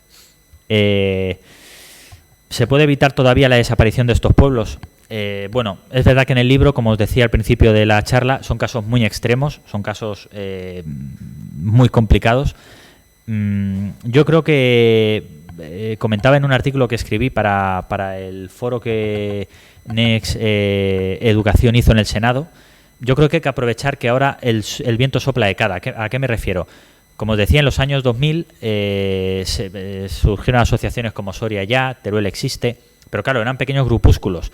Y es verdad que cuando salían en los medios de comunicación decía, bueno, esta gente que vive allí, bueno, es un problema suyo. Hoy en día es muy impopular hablar mal de la España vacía o no reconocer el problema. Es más, yo creo que desde que Teruel Existe ha entrado en la arena política, ha conseguido escaño, está en el Congreso, está en el Senado, 20.000 votos. Es decir, la España vacía empieza a preocupar, la España vacía empieza a entrar en política. Y esto es bueno porque en política es donde se hacen las leyes y es donde realmente se pueden poner soluciones. Y no olvidemos que el voto de Teruel Existe era clave para formar o no formar gobierno, que como todo es cíclico nos recordó a todos un poco al disputado voto del señor Cayo. En estas elecciones de Castilla y León también ha sido curiosa esas fotografías de políticos en sus trajes con sus mocasines al lado de las vacas, un poco descolocados, ¿no? Estaban un poco ahí, pero realmente no sabían si estar, si no estar, cómo estar. Bueno, el problema, estábamos de acuerdo Manuel Campo Vidal, Pedro y yo, es que las leyes se hacen en las ciudades. Y las leyes para estos pueblos las escribe gente que vive en las ciudades. Y no tiene por qué ser, y no es la misma realidad la ciudad que un pueblo. Entonces yo creo que habría que dejar que los pueblos tuvieran sus propias leyes. Y hablamos de todo, ¿no? Hablamos de una fiscalidad especial. Decía Dani, es que estoy pagando los mismos impuestos por un bar en un pueblo de 7 habitantes que puedo pagar en Madrid. Es que a mí me parece bien que se gaste dinero la Diputación en mapear esto y en ponernos en el mapa, pero a mí me vendría mejor que pusieran un autobús para gente que quisiera venir desde Cáceres, que no lo hay. Que cuando tengo un grupo de clientes tengo que llevarles yo en coche a Cáceres luego. Entonces, yo creo que los pueblos tienen su propia idiosincrasia y las leyes deberían estar pensadas también para los pueblos y no redactadas por gente que viva ahí. Comentaba en el Senado Manuel Campo Vidal los fondos Next Generation, que ahora vienen de la Unión Europea y podrían ser el impulso definitivo para salvar a muchos territorios, pero os aseguro que casi todos los alcaldes y representantes de pequeños pueblos que hablaron en el Senado decían, ¿sabéis qué ahora es el problema? Primero, que normalmente son pueblos tan pequeños que se asocian en cabeceras comarcales y solamente tienen un secretario que va un par de días a la semana a estos pueblos. Y ese secretario es que no sabe o no puede pedir esos fondos, porque tienes que hacer un determinado número de instancias y demás que claro, son fondos que se van a perder porque no sabemos pedirlos. Y realmente estos pueblos entrarían dentro de los parámetros para recibir esa subvención, pero no saben pedirlo. Y vamos a perder una oportunidad histórica y vamos a perder mucho dinero por no poder o no saber hacerlo. Entonces, es el problema de que las leyes se redacten en las ciudades. Con todo esto, ¿qué quiero decir? ¿Hay voluntad política de arreglar el problema? Bueno, está saliendo mucho en los medios de comunicación, se está escribiendo mucho, está ocupando, hay programas ya de televisión, está apareciendo en las noticias y por suerte ya no con ese enfoque, ya no con estos pueblos, pobrecitos, viven 2 personas. No, se está viendo con este enfoque que queremos darle, pero me da la sensación de que se habla mucho y se hace poco. Me da la sensación de que no se invierte, claro, decíamos en la presentación, no se trata solo de invertir, y es verdad. Por supuesto hay que poner muchísimo dinero y hay que hacer una gran inversión. Ojo, no porque sea caro, sino porque desde los años 50 y 60 no se ha puesto dinero en estos pueblos más que para parchear. Entonces, si tú analizas lo que no se ha puesto desde los años 50, en realidad no es tanto dinero. Pero aparte de hacer una inversión, no se trata de hacer una inversión a la ligera. Hay que atinar con las medidas. Tienen que ser medidas certeras porque en el caso de muchos pueblos están tan cercanos a la desaparición que como no se tomen las medidas adecuadas, no van a valer para nada. Y yo comento en algunas entrevistas que me da la sensación que para los políticos de hoy esto es una patata caliente. Esto es una patata caliente que les ha venido heredada, se han encontrado con el problema, les ha explotado un poco en la cara y están diciendo un poco, vale, sí, me interesa el problema, pero a ver cómo lo hago. Decía David, el alcalde de Jaramillo Quemado, y él es alcalde, y él decía, me da la sensación de que muchos de los políticos en años anteriores no se dieron cuenta del problema. Y yo creo que hay que pensar en las próximas elecciones y no en las próximas generaciones. Y es una frase que yo creo que es muy acertada. Claro, si nosotros pensamos, lo he dicho esta mañana en la entrevista en la cadena SER, si tú piensas en abrir un colegio como un gasto, vas mal. Abrir un colegio nunca puede ser un gasto, es una inversión. Él David hablaba de una cosa que a mí me llamó la atención. Tú llegas a Jaramillo y es un pueblo que está perfectamente cuidado, como muchos otros de España, y tiene un parque infantil. Y yo se lo pregunté, dije, David, ¿cuántos niños viven en el pueblo? Me dijo, ninguno. ¿Cuánto hace que no nace un niño? No me acuerdo, desde que yo soy alcalde no ha nacido ningún niño. ¿Y el parque infantil? Dice, bueno, porque aquí tenemos 7 habitantes, los fines de semana a veces viene gente que tiene algún tipo de conexión con el pueblo porque sus padres vivían aquí y traen a niños. Y a veces, como es carretera de paso, también se queda gente a pasar el fin de semana. Entonces, claro, si yo pongo este parque y los niños disfrutan ese día o ese fin de semana, van a tener buen recuerdo del pueblo. Y a lo mejor los padres, si han estado bien con los niños, dirán, oye, pues a lo mejor vuelvo otro día porque qué bien lo pasamos allí. Claro, ¿qué es antes, el huevo o la gallina? ¿Cuál va a ser el primer pueblo de España que se va a animar a abrir un colegio aunque no haya niños? Porque, claro, abriendo el colegio a lo mejor te vienen niños. Si no hay colegio, es cuando no van a ir niños. Porque eso está claro. Me decía un vecino de Portalrubio, yo me fui del pueblo cuando quitaron el colegio. El caso de Portalrubio de Guadamejuz, lo tengo por aquí apuntado para no inventármelo, en los 70 se clausuró la escuela con 50 niños. Eso hoy sería impensable. En Navarra están manteniendo escuelas abiertas con un ratio de 3 alumnos por clase. Sí. Por supuesto, es lo mejor que tienen los colegios.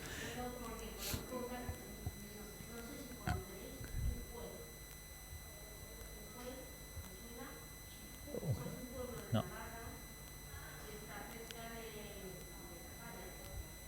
Taza sí me suena.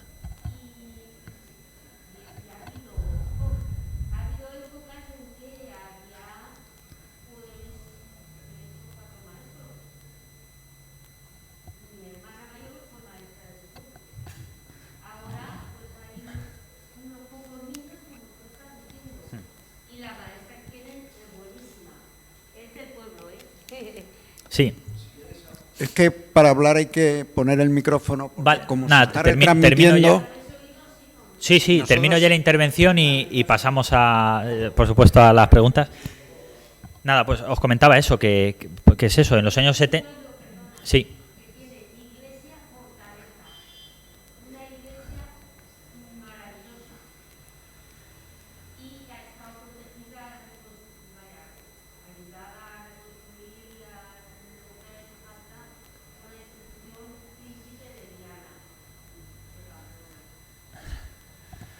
Bueno, pues una persona que conoce bien...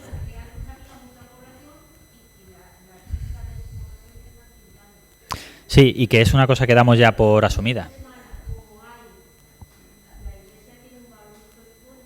Atrae turismo, ¿no?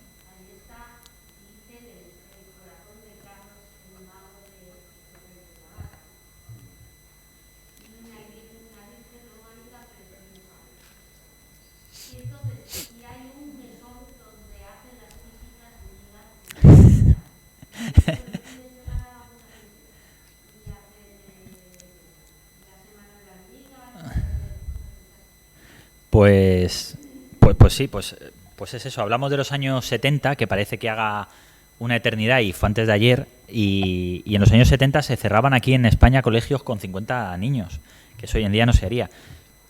Bueno, pues esta persona, Luis, de Portalrubio, él me decía, yo tenía mi buen trabajo en el pueblo, tenía mis tierras, vivía de la agricultura, porque Portalrubio se ha vivido del cereal y el olivo.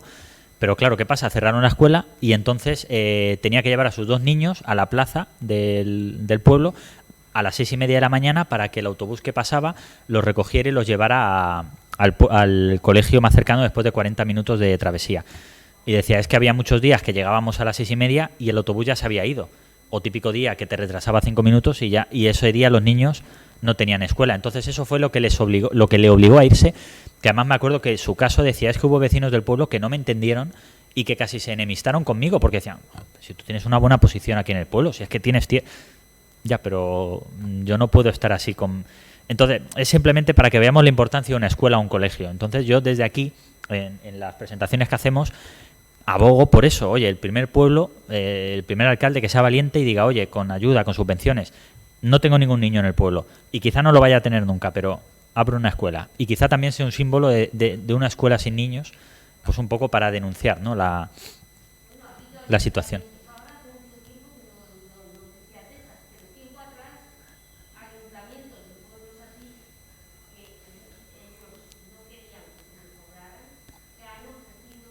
Sí, sí, hay muchos.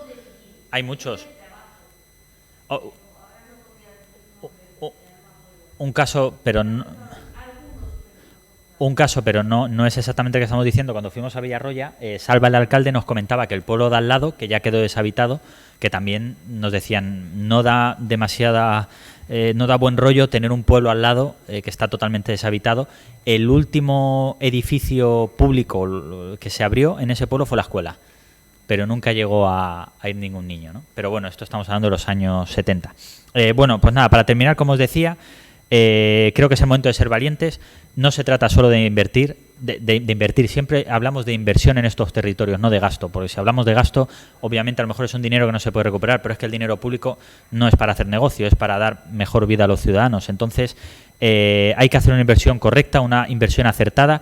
Hay que tomar medidas, pero hay que tomarlas pronto. Entonces, bueno, sí que es verdad que se está hablando más del tema, pero a mí me da la sensación de que se habla mucho más de lo que se hace. Sí que tenemos ese ministerio, que bueno, ya es un paso, sí que está apareciendo mucho más en los medios. Y bueno, para terminar el dato de como política, si todos recordáis, Teruel existe cuando consiguió ese escaño.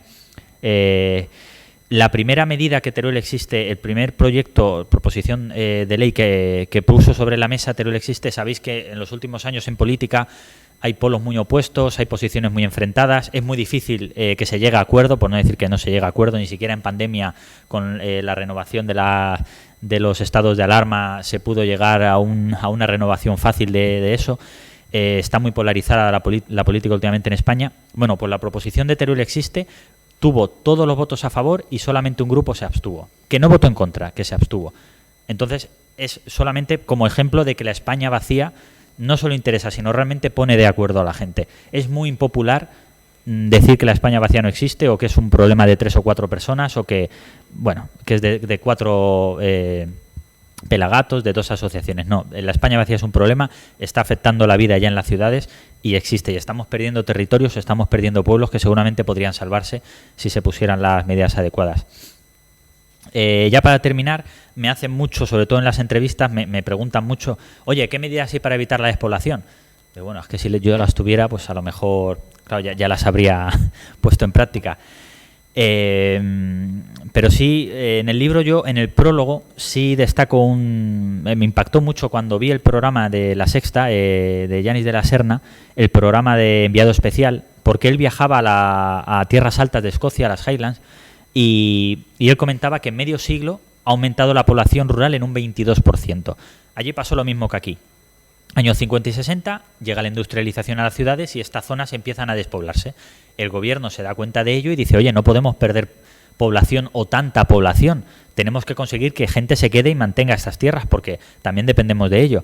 Bueno, y empezaron a tomar medidas ya desde los años 50 y 60 y no solo hay la misma gente que en estos años, sino que ha aumentado población. Y mi pregunta es, ¿por qué no va a ser posible aquí? Es verdad que, como decía Pedro, vamos 70 años tarde, pero todavía esos territorios que ya se han perdido, han desaparecido, ya lo están, pero se podría salvar otros muchos. ¿Qué medidas adoptaron allí? Pues entre otras medidas fueron internet y cobertura de teléfono para poder trabajar desde cualquier lugar, eso hoy en España lo podemos hacer.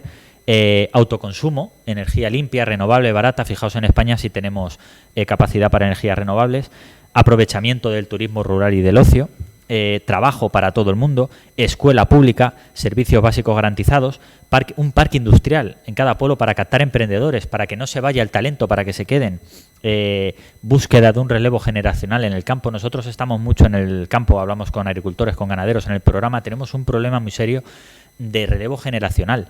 Ahora mismo estamos quizá ante una de las últimas generaciones, pero esta gente mayor, que se hace mayor, muy poca gente, su familia continúa con el negocio. No sé si han escuchado hablar de la película, lo digo porque me viene al pelo, se estrenó hace poco, de Alcarrás, que es un pueblo de Lleida. Es que no hay relevo generacional. Lo comentamos en la comida, está muy bien que haya placas solares, porque necesitamos esa energía limpia, pero no la sustituyamos, porque no podemos comer placas solares, no sustituyamos las tierras de alimento todo por placas solares. No está habiendo ese relevo generacional. Los ganaderos, los agricultores se jubilan y ese campo se pierde. Entonces, este es un problema que nos puede explotar de aquí a 10, 15, 20 años como mucho. ¿Cómo se consigue relevo generacional? Muy sencillo. Allí tienen agricultura y ganadería como asignatura optativa en los colegios. En los institutos, a los alumnos se les enseña de dónde viene el tomate que te comes y luego se cocina para que aprendas. Comentaba David, el alcalde de Jaramillo Quemado, que a mí me impactó mucho. Dice, yo hace años leí una entrevista, un artículo en El País, en Suiza, que es un país al que él viajaba regularmente. Decía, a los niños se les hizo una encuesta, a los niños pequeños, y se les dijo, ¿de qué color eran las vacas? Y muchos niños contestaban que morado, por las vacas de Milka, porque no habían visto una vaca nunca en persona. Entonces, no sé qué saldría de un resultado aquí en España, pero a lo mejor no era demasiado diferente a esto. Entonces, los niños, la gente joven tiene que saber, tenemos que saber de dónde vienen los tomates, las patatas, qué trabajo hay detrás, el esfuerzo que conlleva, y tenemos que saber que es importante que siga habiendo estos productos. Entonces, asignatura optativa en los colegios. Y sobre todo, importantísimo, para mí la clave, ofrecer la posibilidad de estudiar desde cualquier lugar. Si un joven vive en el pueblo y quiere estudiar cualquier carrera desde el pueblo, que lo pueda hacer. Hoy tenemos medios, hoy tenemos la tecnología, hoy tenemos las universidades a distancia, tenemos las videoconferencias, tenemos internet. Que esa persona que estudia en el pueblo tenga las mismas oportunidades que otro que se va a la ciudad a estudiar. Y luego, cuando acabe la carrera en su pueblo, si quiere irse a la ciudad a trabajar, que se vaya, pero si se quiere quedar en el pueblo, que lo tenga más fácil. Una alternativa ya, esto es lo que hacían en las Highlands, en Escocia. ¿Qué he aprendido de los vecinos a los que entrevisto en el libro? Villarroya, el pueblo que decía Pedro, 8 habitantes. De hecho, tienen el récord, el curioso récord, lo hicieron aposta, lógicamente. No sé si os acordáis, en 2019, que tuvimos que votar 3 o 4 veces, porque bueno, no se llegaban a acuerdos. En una de ellas se pusieron de acuerdo los vecinos y votaron en 32 segundos. Tiene el récord Guinness de ser el pueblo que más rápido ha votado sus habitantes. Claro, lógicamente estaba todo orquestado, programado, para salir en los medios como forma de protesta y de denuncia también. Pero bueno, con 8 personas viviendo, y no durante todo el año, tienen una asociación de más de 300 vecinos. Gente que no vive en Villarroya, pero que ama al pueblo. Hijos de villarroyanos que quieren que el pueblo no desaparezca. Y no es una asociación baladí, no es una asociación que está ahí por decir que la tenemos. No, no.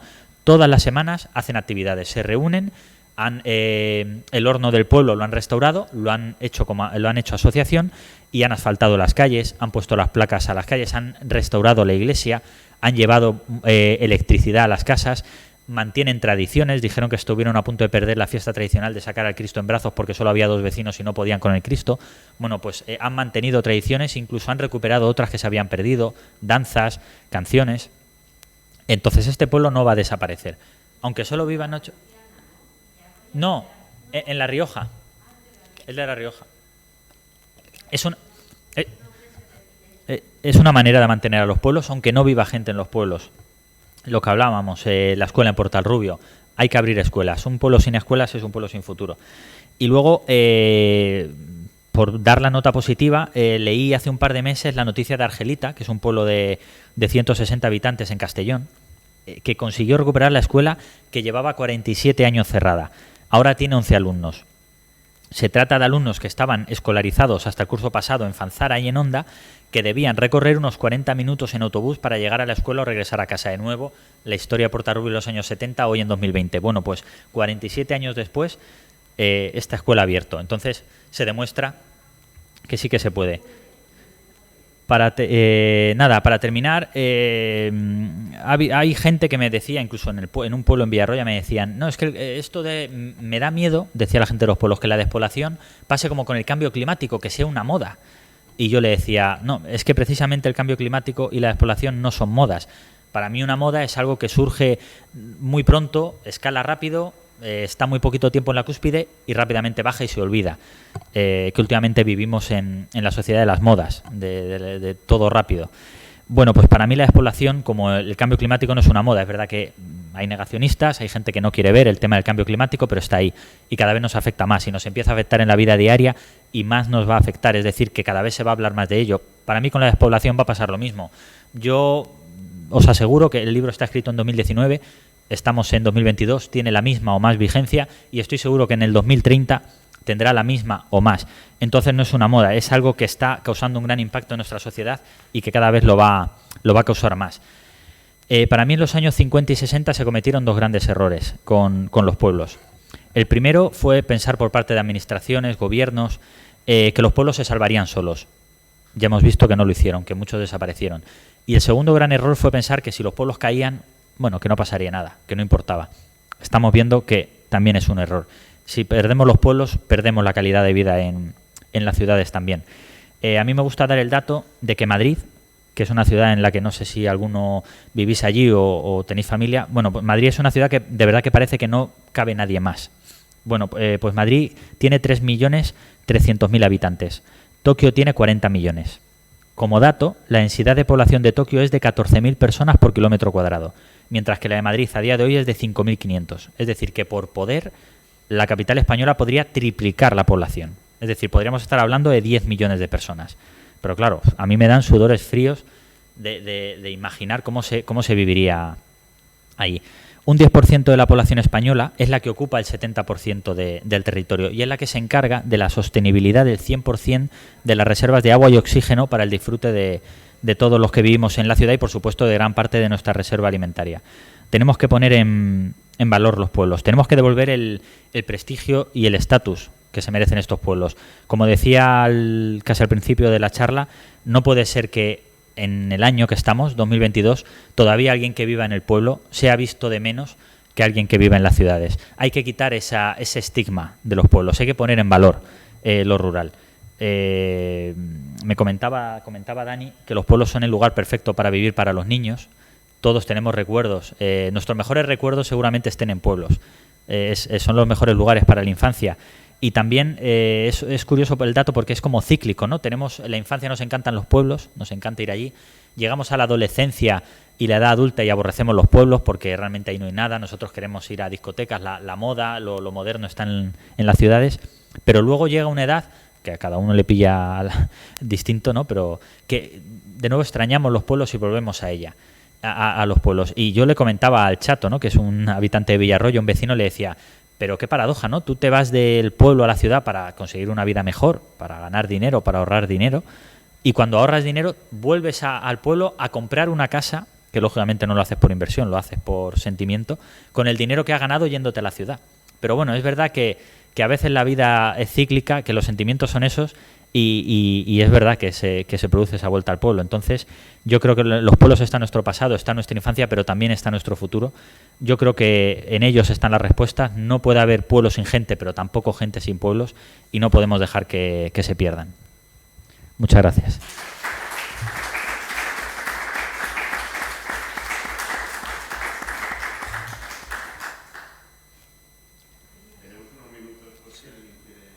Si alguien quiere hablar.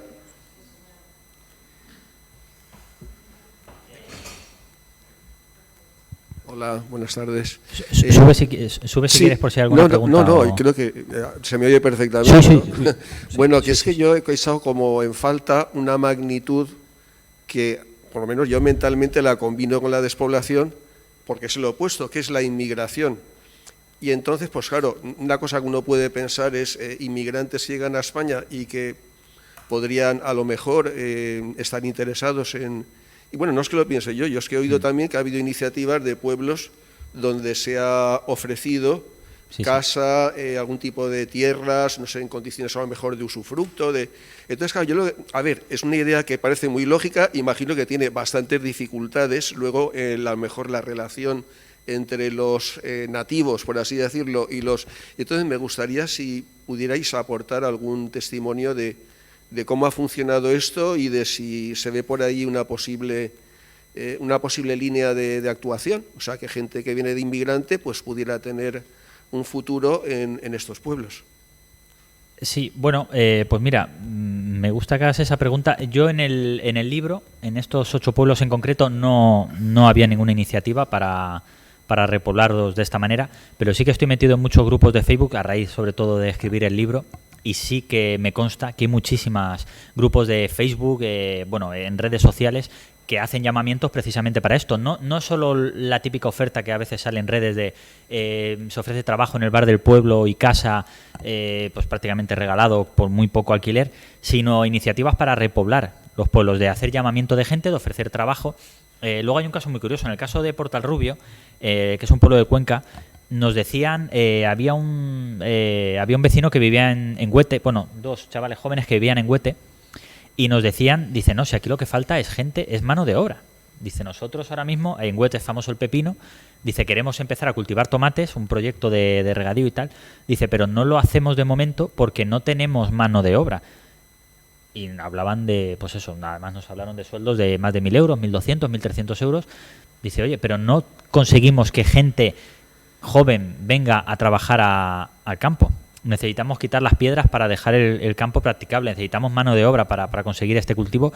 Entonces, por un lado, decían, nos choca mucho que se hable de despoblación, de que no hay trabajo en los pueblos, cuando realmente, según decían ellos, sí que lo hay. Esto del trabajo en los pueblos es otro punto que es verdad que para fijar población tiene que haber trabajo, que no lo he dicho en la charla. Pero decía que la pregunta que dices tiene todo el sentido del mundo porque cuando estuve en Torralba en un ciclo que era La España Posible, hablando sobre despoblación, el catedrático que presentó la conferencia, él decía que en España tenemos un problema parecido al que viene con los agricultores, que no hay relevo generacional, y es la baja natalidad.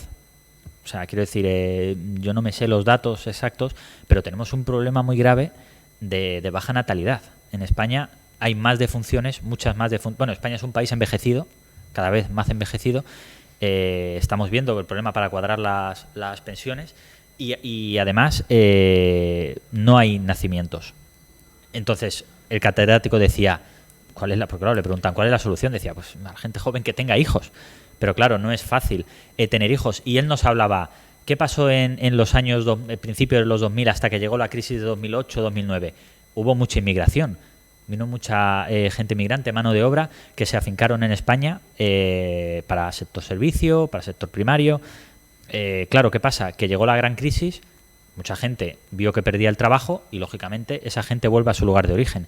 Pero es que la gente que se quedó y que ya ha tenido hijos en España, es decir, que ya sus hijos son españoles de primera generación, podríamos decir. Claro, la gente inmigrante que viene al país, decía el catedrático, ellos vienen con sus costumbres de sus países. Y es verdad que tienen, por lo general, un alto número de hijos, o más de los que podríamos tener un español. Pero los hijos de esta gente ya se españolizan, por así decirlo, y ya no tienen tantos hijos. Es decir, ya cogen esa mentalidad europea.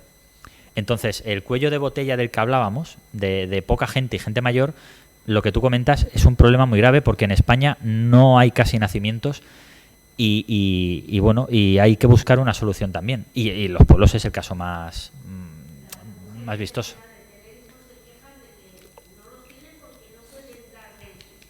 Un soporte. Sí, bueno, no lo hemos dicho también, es verdad que en estos pueblos hay más hombres que mujeres. Es muy difícil, dicen la gente que está en edad de tener hijos. Sí, sobre todo, claro, en las grandes ciudades, que es donde más nacimientos hay, es muy complicado por lo que hablamos, precio de los alquileres, dificultad de acceder a una vivienda con unos metros cuadrados que te permitan, pues eso, tener más de un niño, y esto os lo digo en primera persona. Entonces, aparte de que las ciudades, es verdad, hay una película, ¿no?, que decía, la ciudad no es para mí. Bueno, es que las ciudades yo creo que las ciudades no están muy pensadas para los niños. Es así. Sí, Denis. En torno a esto, incluso la inmigración, quería hacerte una apreciación y a ver cómo lo ves tú. Yo soy andaluz, también emigrante. Y algunas veces discuto por aquí o incluso por allá. Hace no mucho estuve en un pueblo de Jaén y observé que había muchísimos emigrantes, ¿no? Y que se habían quedado, es decir, trabajan en el campo y se van quedando, evidentemente tienen hijos, trabajan en el campo, y allí en Andalucía, creo que en Extremadura también, funciona lo que se llama el cobro del subsidio agrario, que no existe. Pero me he encontrado con mucha gente, he tenido que discutir porque es muy denostado eso. Y yo le he dicho, pero bueno, si es que el subsidio agrario, lo único que está consiguiendo, el cobrar temporalmente ese dinero, está fijando a la gente. Es decir, si ya cumple la finalidad perseguida. Pero esto no lo entienden ni a nivel político tampoco. Hay muchos grupos que, bueno, ven... esto es buscar el voto de la gente y demás. Cuando no llegan más allá y ven, digo, ¿pero qué voto? Si lo que están consiguiendo es fijar. Y ahora con ese pueblo, también lo discutía allí, digo, bueno, hay inmigrantes, se están quedando fuera, está cobrando el subsidio, pero está manteniendo aquí, y estos pueblos no se están despoblando, y además se están quedando con las viviendas que se están cayendo en estos pueblos, porque pueden quedarse en las posibilidades que tienen, ¿no? Claro, tomar las medidas, pero yo, bueno, esta medida, yo no soy experto, pero el subsidio, la percepción de ese subsidio como el ingreso mínimo garantiza, no sé cuál es tu opinión, por eso la pregunta, si eso sirve como medida para garantizar al menos la fijación en esta zona de esa gente y evitar que emigre y, por tanto, que se despoble. Bueno, ahora que sacas el tema, bueno, esto que comentas de que los grupos políticos buscan el voto, o sea, yo no conozco ninguna empresa que no vaya a buscar beneficio económico, ni conozco ningún partido político que no busque el voto. Y al final es verdad que el partido rojo, si dice algo, es normal que el azul diga lo contrario, ¿no? Esto es así. Aprovecho para decir que el libro no es un libro político, la gente que lo habéis leído lo sabéis. De hecho, más bien es un libro apolítico. Hay alcaldes, por ejemplo, me estoy acordando de Salva, el de Villarroya, que es del Partido Popular, que él decía, mira, yo soy del Partido Popular, pero hay gente de mi grupo en la comunidad autónoma que es del mismo color político, también del Partido Popular, que no me habla. Porque yo no defiendo a mi partido, yo defiendo a mi pueblo. Entonces yo lo comentaba al hilo de esto, es que viene a pelo porque justo salió el libro al poco de las elecciones de Castilla y León, eran plenas elecciones de Castilla y León, y en un programa de radio que me hicieron una entrevista que era politizado a raíz de esto, yo decía, mira, es que yo creo que es un caso tan grave ya el de la España vacía. A ver, yo por hablar de política, hay partidos que ya se llaman así, esto punto uno, pero es un caso tan grave, tan acuciante, que yo creo que ya está por encima de colores políticos y de partidos políticos. ¿Cuál es el mejor partido para la España vacía? El que defiende a la España vacía, el que hace algo, y ya da igual el signo, el color político. Esto punto uno. A raíz de lo que tú dices, está claro que todo lo que sea fijar o mantener población es bueno, pero yo también opino que las subvenciones ayudan, pero no deben ser la base. Lo comentábamos con Elías antes. Yo creo que la agricultura, casi ningún agricultor o ganadero de los que he entrevistado en el libro está a favor de la PAC, por ejemplo. Y muchos viven gracias a ella y se mantienen gracias a ella, pero no están de acuerdo. Yo creo que el dignificar la agricultura y la ganadería también viene de eso, ¿no? De no tener que depender de ayudas, o que las ayudas sean eso, una ayuda, pero no sea tu medio de vida. Si realmente al ganadero y al agricultor cobrara lo que tiene que cobrar y se dignificase su trabajo, no dependería tanto de las ayudas, y a lo mejor quitábamos también el problema de si tú cobras tal subsidio, si tú cobras tal subvención. Claro, la agricultura y la ganadería, en mi opinión personal, esto no tiene que basarse o no puede depender tan solo de las ayudas, sino que realmente el campo debería poder vivir de lo que genera. Sí. Sí. Bueno, si me permite, Denis, perdón, es que no sé si ahora se me oye un poquito mejor. No, creo que es muy interesante. Yo subrayaría, en la línea de lo que tú decías, que puede ser una condición necesaria, pero no suficiente. Es decir, que las ayudas sirvan como un punto de inicio o de arranque, pero esa gente que a lo mejor en ese momento puede vivir con eso, si realmente ese municipio, ese entorno no le ofrece las posibilidades, al final se acabará yendo o a otro pueblo o a otra ciudad. Y hay un ejemplo muy claro, citaba el caso del documental que ilustra Jalis de la Serna, el de Escocia, cómo los diferentes gobiernos en diferentes lugares y los diferentes gobiernos de diferentes colores políticos han gestionado las ayudas. El caso de Irlanda es paradigmático, Irlanda, Escocia. Mi familia es de Galicia, o sea que no soy sospechoso de... Pero si analizamos las ayudas que ha recibido Irlanda y Galicia, la comunidad autónoma, en los últimos, hasta mediados de los 2000, en términos absolutos son los mismos. Irlanda hoy está posicionada como un gigante en el sector de nuevas tecnologías, atrayendo empresas, etcétera, y Galicia, hombre, no es que esté como en los años 70 y 80, pero no está en la posición de Irlanda, aunque se ha mejorado mucho. Entonces yo creo que ahí y hemos vivido situaciones, insisto, sin entrar en el debate del color político, como Prestige, como una serie de cosas que pasaron en este país, que nos han demostrado que la subvención no puede ser la solución a largo plazo, pero sí puede ser un elemento muy valioso para hacer otras cosas. Caso paradigmático el del turismo también. Si solo está muy bien que tengamos el turismo como fuente de ingresos, pero eso tiene que ser una fuente de ingresos que nos ayude a diversificar lo que somos como país y lo que queremos y hacia dónde queremos ir. Si solo focalizamos en el turismo, pues pasará en la próxima crisis de pandemia, en la próxima crisis de suministros, de cereales, de lo que sea, pues lo que nos pasa casi siempre, por desgracia, que al final tendremos que depender de terceros países. Cuando somos productores, cuando tenemos capacidad plena, comentaba Denis el caso del cereal, creo que es muy importante. Y luego también, lo que ha comentado el señor, yo creo que es muy interesante el tema de la inmigración porque sería importante vincular las dos cosas. una sociedad puede acoger inmigración, y esto es una matemática, insisto, fuera de colores políticos, al menos acoger de manera eficiente en base a su capacidad de integrar a esa gente. O sea, integrar a esa gente es que tengan acceso a los mismos servicios o parecidos a los ciudadanos de aquí, y que esa gente, obviamente, pueda desarrollarse en un marco que favorezca su integración. Y, por desgracia, hay que decirlo, las ciudades están fracasando en eso. Pero es que están fracasando. ¿Cómo no van a fracasar las ciudades en integrar a la población inmigrada si es que están fracasando en dar calidad de vida a los propios ciudadanos nacionales? O sea, y yo vivo en Barcelona. En Cataluña es un ejemplo paradigmático que yo como ciudadano percibo. Los únicos y graves a veces problemas que hay de convivencia se centralizan en los grandes focos urbanos. En Barcelona, a veces en Girona, o sea, tú te vas a cualquier pueblo pequeño de la Cataluña interior con emigración y rara vez verás que hay conflictos, porque esos núcleos tienen capacidad de integrar a esa gente. Barcelona no tiene capacidad de integrar a la gente que le llega. Y a veces, y es lo que hablamos, y a veces luego podemos entrar en el análisis de las políticas más o menos acertadas.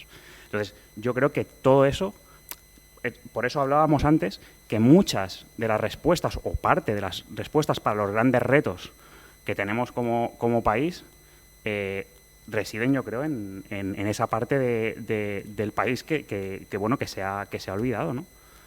Yo creo que es un debate muy interesante, y creo que merecería, pues eso, una aproximación muy profunda desde, de estudios y demás, ¿no? Pero me parece muy interesante. Yo vincularía inmigración e integración, sobre todo.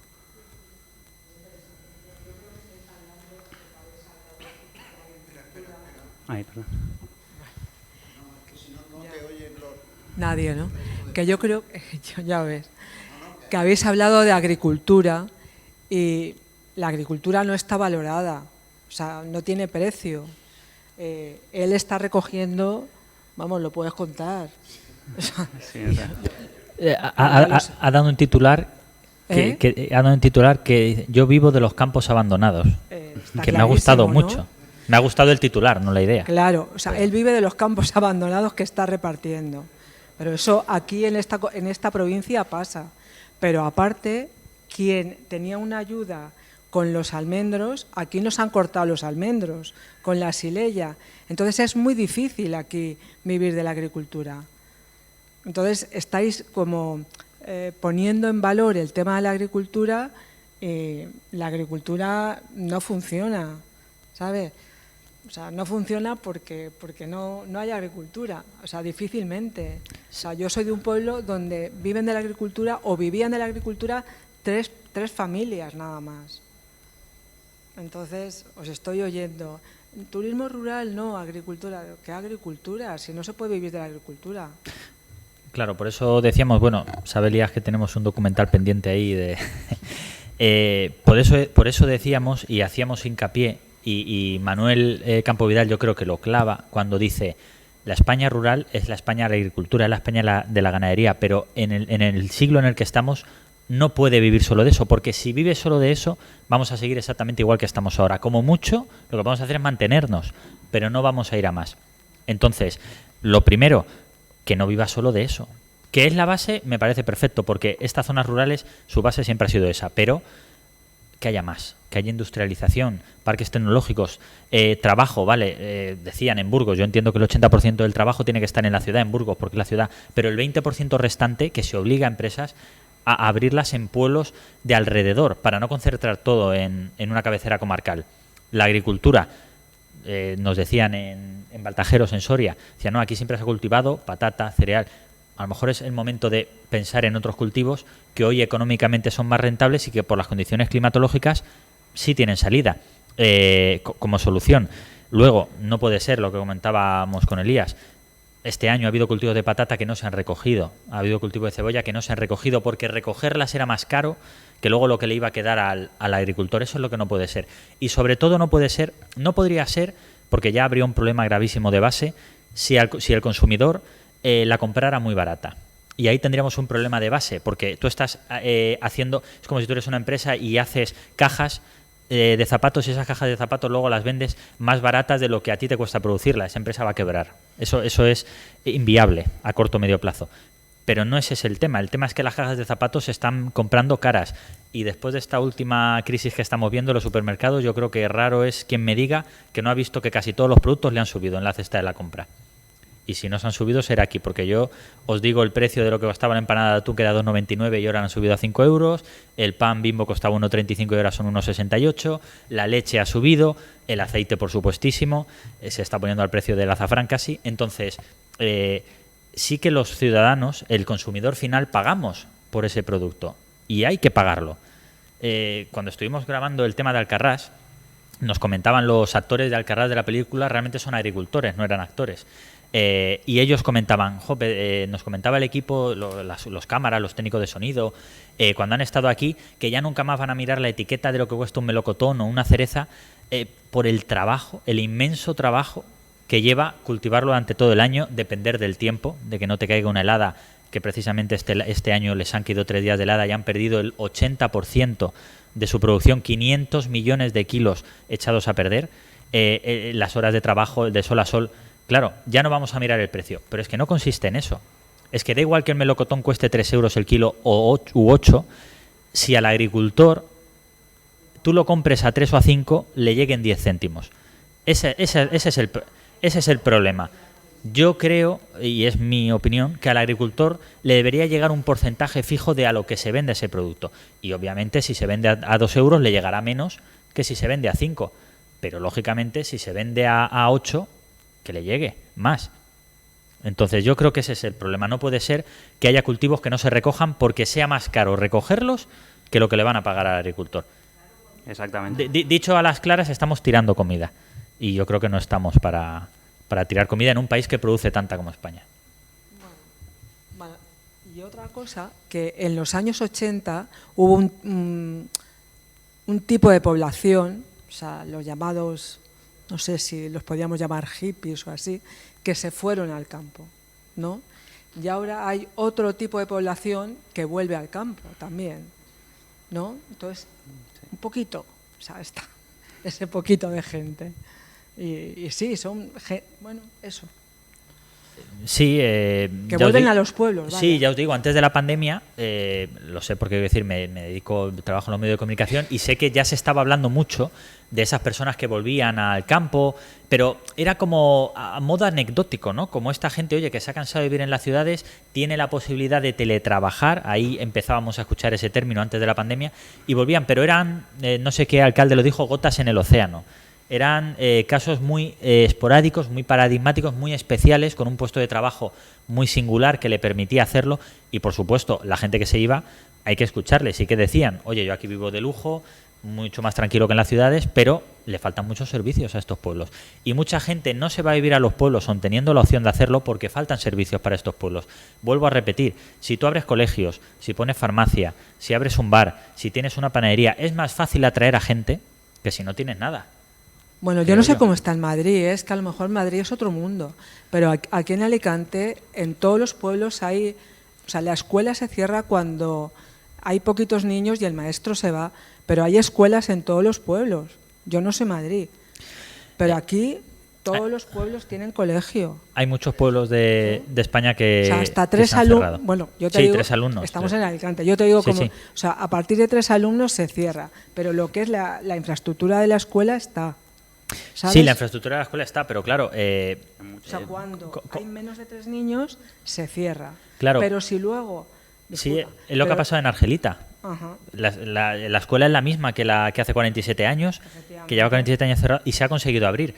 Pero esto, que es noticia, no debería serlo. Es decir, deberíamos intentar atraer a población joven o de edad, mediana edad, que pudiera tener hijos y que empiecen a relacionarse, porque claro, aquí hay un problema, lo comentaba esta mañana en la entrevista, en Jaramillo Quemado nos comentaba una vecina, y decía, aquí hay un problema muy grave, y yo te digo cuál es. Aquí a Jaramillo Quemado, nosotros, la población que estábamos en los años 40 y 50, que ya somos mayores, pero llegamos a estar 300 personas, muchos de nuestros hijos, e incluso algún nieto, sigue viniendo al pueblo, porque han pasado veranos aquí, lo han conocido, han pasado temporadas enteras, le siguen teniendo aprecio al pueblo, incluso alguno compra casa en el pueblo para hacer sus escapadas.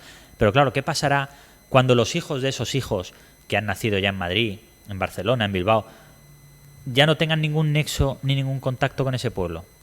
Ahí es cuando esos pueblos se van a quedar realmente vacíos, porque todavía la generación de nuestros padres, o la nuestra, seguimos teniendo contacto con esos pueblos. Pero mi hijo, por ejemplo, ya ha nacido en Madrid. Si yo no le educo o le hago tener ese nexo con los pueblos, es muy difícil que alguien vaya a un pueblo porque sí. Quizás sí, pero ya no vas a tener ese nexo, ya no vas a tener nada que te ate. Y los pueblos ya sabemos que no nos atraen los servicios, los comercios, muchas veces tampoco el patrimonio nos atrae la historia, lo que supone para nosotros.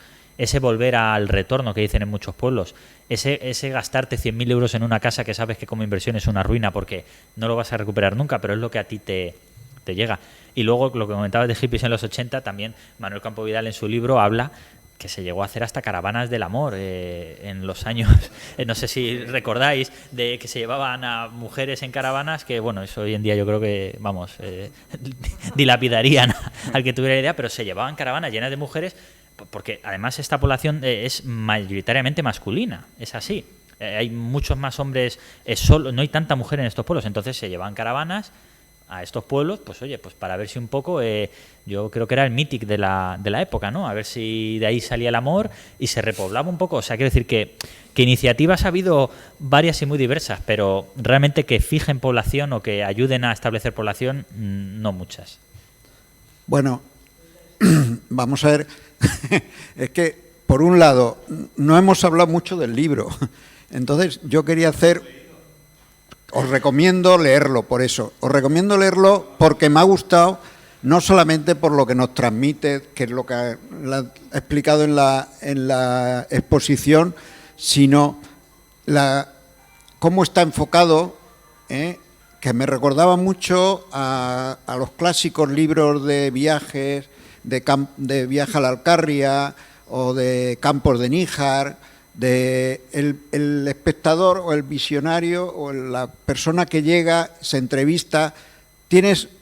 Hay una cosa que también me llamó mucho la atención, que describen muy bien a los personajes con los que hablas. Las zapatillas.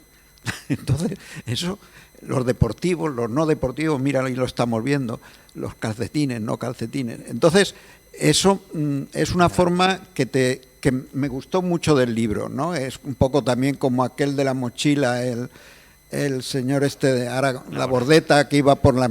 Bueno, y para terminar, te tengo que hacer una puntualización. Hace 5 años, en un pueblo que se llama Las Navas del Marqués, al lado organizaban caravana de mujeres todavía. Hace 5 años. Tengo el anuncio. Eso lo desconocía. Una fiesta tan reciente. Hay que guardarlo. No, hace 5 años, no, porque luego vino pero, la epidemia esta pero que y ya se dejó de hacer. Desconocía que tan recientemente, porque sí sé que en los años 90... Claro, en PAL... pero tú estás hablando del año 2017. Sí, me quisieron llevar, pero porque es una... Confiesa, Elías. Casado... Bueno, no, pero perdonad. Sí que es verdad y no quiero entreteneros más porque llevamos 1 hora y media aquí de charleta. Sí que es verdad que en los pueblos hay muchos más hombres, varones, que mujeres. Las mujeres, no sé dónde se meten. ¿Se van a la ciudad? Sí, no, se van a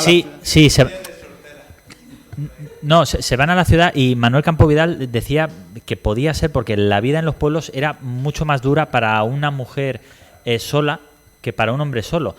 También y también recordemos que en los años 50 y 60, afortunadamente esto ya no es así, pero el hijo mayor era el que se encargaba de la casa. Si tenías un hijo menor, esto lo cuentan los vecinos, se encargaba del campo, el otro del ganado, y la mujer, con suerte, se ocupaba un poco de las tareas de la casa, y si no, iba al convento, y si no, iba a algún sitio, pero no se le daba la oportunidad de desarrollarse o de llevar el negocio familiar o de llevar... Esto es lo que cuentan los vecinos. Entonces yo creo que eso también provocó el éxodo quizá más de las mujeres hacia la ciudad, y por eso nos encontramos en los pueblos con más hombres que... No, pero es para ver si tú estás de acuerdo, porque es verdad que se comentaba eso, pero el dato es ese: hay muchos más hombres en los pueblos que mujeres. Sí, y nada, yo te agradezco, Elías, tus palabras. Es verdad que, como he dicho al principio de la charla, yo sí que tenía claro que quería que fuera un libro de personas. O sea, yo quería que fuera un libro de entrevistas, pero que los protagonistas fueran las personas. La idea de describir sus ropas, cómo han vestidos, era simplemente para humanizarlos más, para que la gente que no pudiera tener la suerte de ver estas fotografías pudiera imaginárselos y sobre todo que llegaran más sus historias. Entonces, por eso sí que es verdad que al principio de cada capítulo, como digo, hablo un poco de la historia del pueblo, que es necesaria para ponerlo en contexto, y doy datos, pero los datos, y lo estamos viendo ahora con la pandemia, los datos sueltos son muy fríos. Cada dato lleva detrás una persona, lleva detrás una historia, y yo quería que fuera un libro sobre todo de historias y darles la oportunidad y ser un altavoz de esta gente. Gracias a vosotros. Gracias.